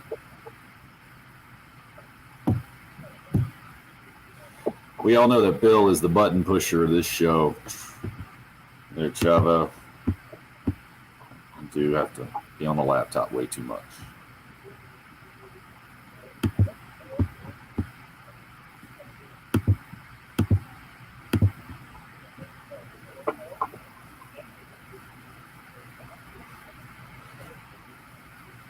I'm guessing your day's going better than Bill's day so far, KT.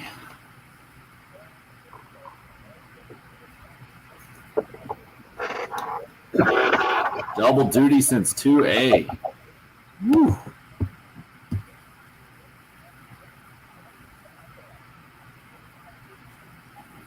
That's rough. And you've been listening to us. Triple duty.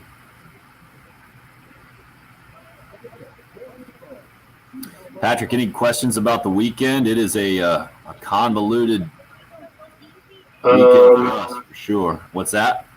Let me look. I don't really think so. There's another new format for USC women's basketball, by the way. I'll make sure you get that. And then I think Dave will put a couple of different spots. So basketball, men's basketball on Saturday at noon. Right, and then That'll end, and then baseball will start. Yeah, but they'll do it like they did last weekend and actually sign off on the whole thing. And I think this week, and just because it's not Carolina Clemson, we'll just go to the traditional CBS Sports there in the interim. We have to do it too much. Shouldn't be much. Right, I agree. You don't have to put. I can fill it in between if you want me to just play something from one of the shows. You could if I guess we'll see if anything pops up this afternoon. If you don't hear anything from me, though, just go live. Yeah. It should only be 45 minutes max. Right. That's what I'm thinking as well. So then we're just cutting the stream and playing it on WISW so that we can play women's basketball. Right. That's simple enough. Same thing on Sunday, cutting off baseball so we can play women's basketball and then putting baseball back on. Yep. Cool. Yeah, that's easy. I don't think we should be putting baseball back on Sunday. Yeah, it's probably not. Unless it's going extra innings or something.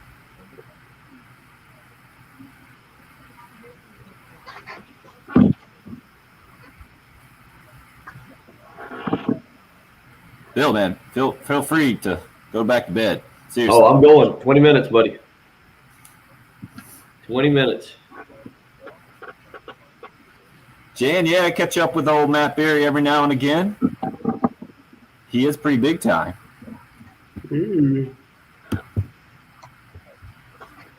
Haven't talked to him too much lately. I need to give him a shout. The working from the garage and then having the 3 kids hasn't given me a lot of time to hang out on the phone lately either. That does seem like a thing that would slow you down some. Chasing the not quite 1-year-old around the house and talking on the phone at the same time does not go well for anyone. No. That dude's scratched his head on a corner of a table the other day. We thought we might have to take him to the emergency room. Are you serious?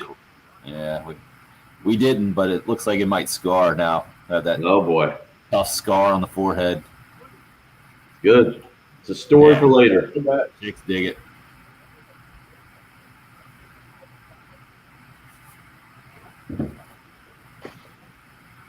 Yeah. Hey, would love to have you a week from today. Going to be out at the spring golf tournament. Windermere is the spot putting up the information on the live video stream right now. Integrated Media sponsoring the 107.5 The Game Spring Golf Tournament, 10 a.m. next week. So what are we, a week and less than 90 minutes away from teeing off out at Windermere. It's a 10 a.m. shotgun start there with a 4-person Captain's Choice team. You can sign up as a team or as an individual. And right now, Windermere hooking you up. If you want to play this weekend for $25 in the afternoon, a weekend round for $25, kind of unheard of. But that's exactly what Windermere will give you today. You sign up. Give them a call at 803-786-7888. Maybe the weekend golf isn't in the plans, but you can get out next week. You can do it for $20. They'll give you the discounted round when you sign up for our 107.5 The Game Golf Tournament. And going to do the Camp Cole Heckle Hole out there. Portion of the proceeds going to Camp Cole, a great cause that is going to get together a bunch of great organizations and be a spot for them to come to here in Columbia. We'll tell you much more about that next week when we get our golf tournament up and rolling out at Windermere. We'll be live on location. It'll be the first time I've seen you guys in person since our fall golf tournament out at Charwood. So looking forward to seeing you guys in person. It's a different type of vibe for sure, and something that we have rarely gotten to do here through the last year or so. That has brought us the most unique year of our lives in a lot of ways, and certainly in sports as well. Good that we'll get kind of back to a busy March. We are back in a busy March, but this weekend with the Gamecock women's basketball team tipping off postseason play up in Greenville, the SEC tournament tonight against Alabama. Going to be a busy time just for us scheduling wise. The USC baseball team has pushed back its start time, or pushed it up, I should probably say. It's going to be a 4:00 game this afternoon now, and you'll listen to most of it here on 107.5 The Game, but once 5:45 comes, and that's when we'll switch over to USC women's basketball, and we'll move baseball over to our sister station, ESPN 1320, also streaming on ESPN 1320 Columbia.com, where you can find that. And baseball going at 4, 4, and noon is the schedule this weekend, with Mercer coming into town. The Gamecocks not quite leading the country in home runs. A couple behind LSU, one behind Houston as well. So now third in the country in home runs with 19 on the season through 7 games. LSU's got 21, Houston with 20. Wes Clark, though, individually does continue to lead the country in home runs. I think he's up to 8 through 7 games. Is that what it is? And he's got a 2 home run lead, I think, on everybody else. The other thing we talked about this morning from a Gamecock perspective, 5 Gamecocks earlier this week, I guess, confirmed that get the NFL Combine invite, which is kind of weird this year because they're not actually having the Combine. It was 14 Ohio State players that are setting the high water mark there. And Bill, when you were talking about those 5 guys, J.C. Horn being a day 1 guy, Patrick, you're our self-proclaimed NFL analyst. You think the other 4 won't go in the second and third rounds that go on day 2? Yeah, that's day 2. Yeah, I think these are all. If anybody gets into the 4th round, I'd be surprised. I think they're all going to be like 5th through 7 guys. Do you think all 4 of those guys, we're talking about Israel Mukuamu, Sadarius Hutcherson, Shi Smith, and Ernest Jones? So you got 3 defensive guys, Horn, Mukuamu, and Jones, and then the 2 offensive guys on the line, Hutcherson, and then out wide, Shi Smith. You think all 5 will get drafted this year? I think Shi will definitely get drafted because of production. I think Mukuamu will get drafted because of size, and just defensive back coaches will want to get their hands on him and try and see what they can make out of him. And Hutcherson's a really explosive athlete with a lot of reps, and I think he will test pretty well, so I think he'll get drafted. Ernest Jones is the one that I'm not sure about. I didn't think that he was going to get invited to the Combine, but the fact that he is, and the fact that he's racked up a lot of tackles. TJ Brunson didn't get invited last year, but got drafted presumably because of tons of production, just a ton of tackles throughout his career, and Ernest Jones is the same way. His numbers will look pretty good, so I'm starting to lean towards they'll all get drafted. Okay. So 4.5, you think a fair over? Yeah, that's what I would put it at. I would be stunned if less than 4 Gamecocks got drafted. Bill, you going over or under 4.5? You're shaking your head right now. I'm not shaking my head at Patrick. I'm just shaking my head that there's going to be, what is that going to put? South Carolina 10 guys drafted in the last 2 years. 2 years, yeah. And they've got 6 wins. More guys drafted than victories in 2 years. Like, just ridiculous what may have been wasted on that roster. I'm still kind of rattled about the Ohio State number that Tim gave me, because I I have to go back and look at some of these guys because there's no way in my mind that Tough Borland was going to get drafted. He got invited to the combine. It's shocked me. Both their But again, Sending him into the weekend, just shocked. All right. But no, I think these are kind of token invites to some degree, though, because there's no combine. So it doesn't really make sense. It's Patrick, is there more invites than there typically would be? No, it's about the same number. About the same. 350, I think, is the number. 353, maybe the total number. So the underwear Olympics not going down how they typically would. And some of you out there, Patrick, you and your crew are disappointed by that. Some of us not going to miss it very much. 803-404-6100. Bill, you going to get into golf again this weekend as well? Oh, it was good yesterday. McIlroy, DeChambeau, both of them with very good days. Kind of excited about that. I like Bay Hill. I think we got a pretty good tournament about to unfold down there in Orlando. Who you want to win?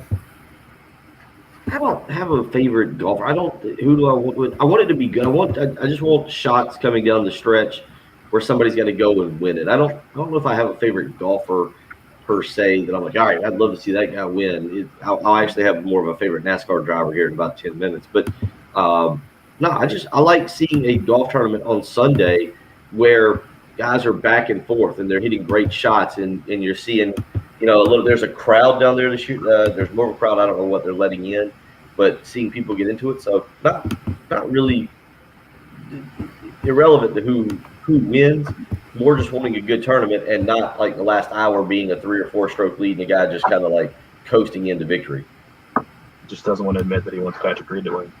I don't even know if he's playing. He's playing. He's in there. I don't think he played well yesterday. I don't see him. And he's no, the top of the leaderboard. Cameras were on him. McIlroy, DeChambeau, Victor Hovland, all right there, kind of at the top. So pretty good leaderboard. Max Homa, Jason Day wasn't 2 under. So Jordan Spieth is in. I didn't realize it's the first time Jordan Spieth ever played this tournament. So that's the story on the golf course. Basketball, we were talking about some smaller schools in the state of South Carolina. Conference tournaments well underway. The Big South, I didn't even realize the finals are already set. Winthrop whipped up on Longwood last night by 21, and Campbell sticking it to Radford with a big 18-point win. So it's going to be Winthrop playing Campbell for that automatic bid from the Big South. Since we were talking about Winthrop a little earlier, Rocky from up in Greenville hits us up for the first time. He says, as an alum and former player in the early 80s, it's always nice to see Winthrop competing for a spot in the dance. With the Big South, you got to win the tournament. We won last night, so now it's on to the spot, the finals in the Big South there. It's a shame not able to compete last year. Coach Kelsey is a good one with continued success. Hopefully, I would think he would have another opportunity pretty soon. Go Eagles, and that's exactly kind of what that job is. We saw it obviously with Greg Marshall, and then parlaying his Winthrop success with tons of years of success at Wichita State before the kind of messy end that we saw come this offseason. But that's where we are. It is March Madness time, and it is also a time for us to talk to our buddy Darlington Raceway President Kerry Tharp when we come back. Hey, did you NASCAR picks coming your way? Dramatic conclusion of the week here on the early game. It's 107.5 again. Okay.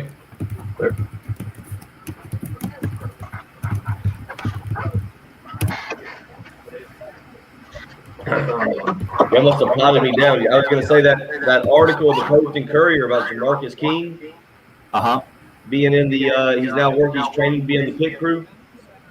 Oh, yeah? Yeah. Interesting. I'm going to check that out. Potentially massive news breaking in DC right now, right this second.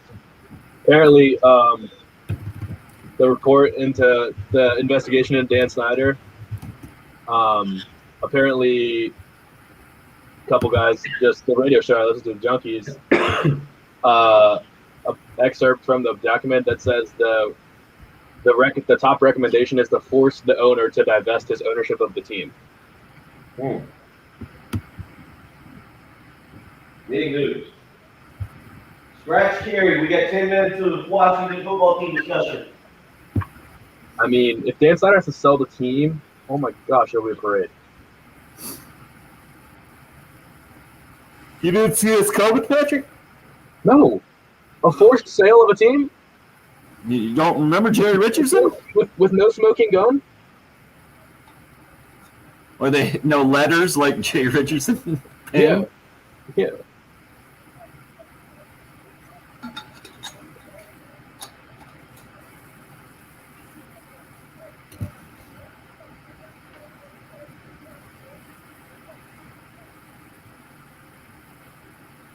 Oh my gosh.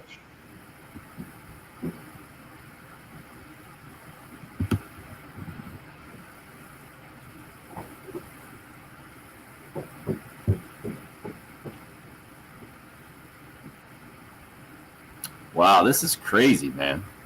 Jamarcus King being a tire changer and jackman thing. Yeah, you see that now? I'm reading the Gamecocks Online one that Brad Muller did.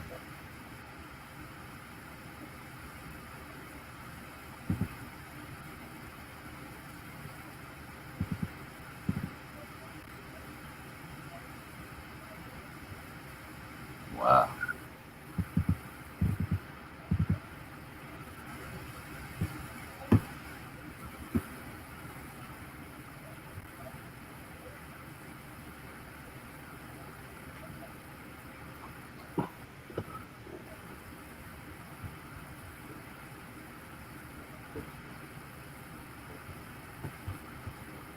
Yeah, we'll definitely have to talk to Kerry about this. Man, they have analytics on the pit crews. Yeah. Makes sense.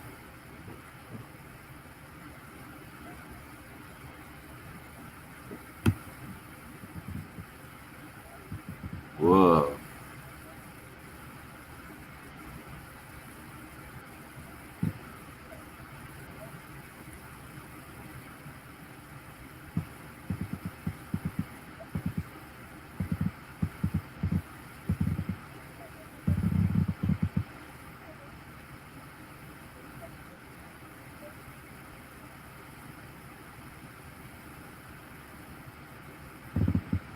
Makes sense that Joe Gibbs would do that. Reach out to football guys.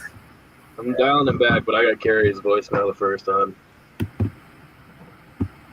We'll do what we can do.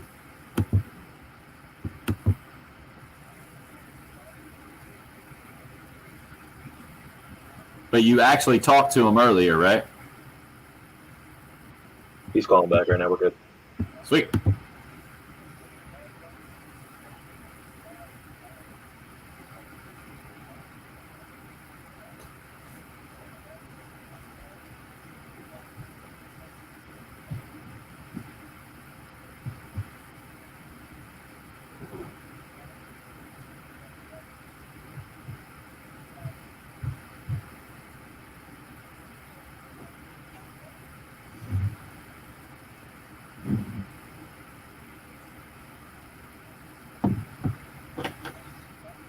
Yeah, good to go.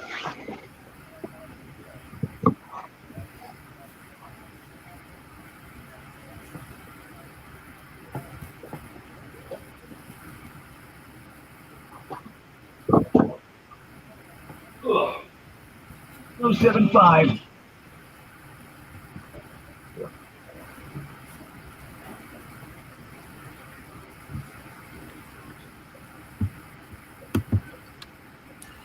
Rolling into the final segment of the week. This is the required intro music for Darlington Raceway President Kerry Tharp, who joins us on the Love Chevy phone lines right now, giving us a bit of a preview of what's going on in Las Vegas. But first, Kerry, you need to tell us about what you've been up to this morning. Been a busy morning for you, huh? Well, it has been, and we're blessed to be able to host a mass vaccination event here at the racetrack. McLeod Regional Medical Center is the medical provider, and also working very closely with Darlington County. But we're going to vaccine over 5,400 individuals today. It'll be the largest mass vaccine in the state of South Carolina, and it's just a really cool event. It takes a lot of organization and a lot of teamwork, but to know that lives are going to be changed today, it's really, really cool. Speaking of organization and teamwork, I certainly don't have a well-rounded knowledge of how it works for specific NASCAR teams. And I was surprised just reading, Bill gave me a heads up, I guess recently in the Charleston Post and Courier, an article came out about a former Gamecock football player, Jamarcus King, having joined Joe Gibbs Racing, and now Joe Gibbs Racing is kind of reaching out to big-time college athletic departments out there looking for former athletes to join their organization. And Jamarcus King is a tire guy, a jack guy, getting in on the pit crew. Kerry, what do you think about this kind of crossover between big-time other sports and NASCAR? Well, I think it makes perfect sense. And, those men and women on the pit crew are very athletic. They train diligently pretty much every single day during the race season. And you can make a good wage doing it, and you get to see the country.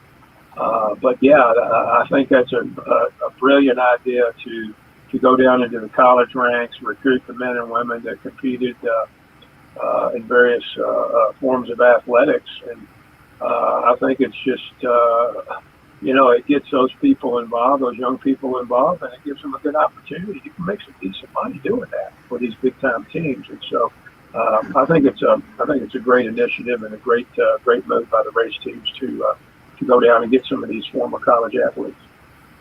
Interesting move. And Joe Gibbs Racing, you assume, is the perfect guy to cross over between big-time football and NASCAR. And I saw where they said, I was reading an article by Brad Muller on Gamecocks Online, how it used to be kind of guys that were mechanics would be in the pit crew, and now they're going away from that, going more athletes, and they can teach them the mechanics and all of that. Really fascinating stuff. As well as what's going down in NASCAR this year. Moving on to Vegas after Homestead, and it was another interesting race over the weekend. We've seen the lesser-named guys continue to kind of headline things. Gary, where were you with last week with what happened in Florida, and now out in Vegas this week? Well, I tell you, if you'd have told me at the beginning of the season that the first three race winners were going to be Michael McDowell, Christopher Bell, and William Byron, I would have said, I don't think so. But those are our three winners. Those guys have already qualified for the playoffs, which, by the way, starts here at Darlington in the Southern 500 in September. I think it just goes to show that, this sport is gotten really competitive. And also, it goes to show that really on any given weekend, there's more drivers now capable of winning than before. So, I think William Byron last week, his second career win. And I think it just, I think it bodes well for some of these other people that are out there thinking, hey, I got a chance to win if these three guys have won at the beginning of the season. So I just think it's been a really good competition that we've seen through the first few weeks of the season. Solid competition we got going now in our picks contest as well. We picked Kevin Harvick last week. He ended up finishing fifth. That was the best out of our four picks that we have. So that gets you to within 1 point behind Bill for the lead through three races. You are the defending 2020 champ as well, Kerry. So knowing that you got all the momentum going here in Vegas, who's going to be your pick this week? Well, I tell you, I'm going to roll the dice a little bit. No pun intended. But I'm going to go with Martin Truex Jr. Driving the Toyota for Joe Gibbs Racing. I think he'll get the checkered flag on Sunday, and I look for him to be in victory lane. That's not a bad pick, Kerry. You seem to be doing your homework each and every week. I'm proud of you. Not the pick that I would have made, but that's not a bad pick. Thank you. All right, Bill. Then where are you going? I'm gonna go with Chase Elliott. I like Chase Elliott this week. As Kerry was kind of pointing out, you got a lot of the new guys, young guys winning, but I think Chase Elliott breaks through this week. He's been very competitive last few weeks. A few issues here, a few issues there, but this is the week Chase Elliott wins the checkered flag, and I start another march in the lead here of this picks contest. Let's see what Jen has to say about that. Jen's going with Ryan Blaney, sir. So I'll be going for Ryan Blaney and Martin Truex Jr. to beat Chase Elliott this weekend at Las Vegas. Gary, we know you had a busy morning this morning. Thanks for fitting us in. We appreciate the time as always. And, I'll be pulling for Martin Truex Jr. to win it up in Vegas. Okay, guys. Have a good one. Thank you. He's Darlington Raceway president, Kerry Tharp, Kerry_Tharp on Twitter. Bill, you have made it through the 3-hour program. Yeah, I'm gonna go take some medicine. Oof. You guys held me up. Flu Thank you. game. Yeah, flu shot.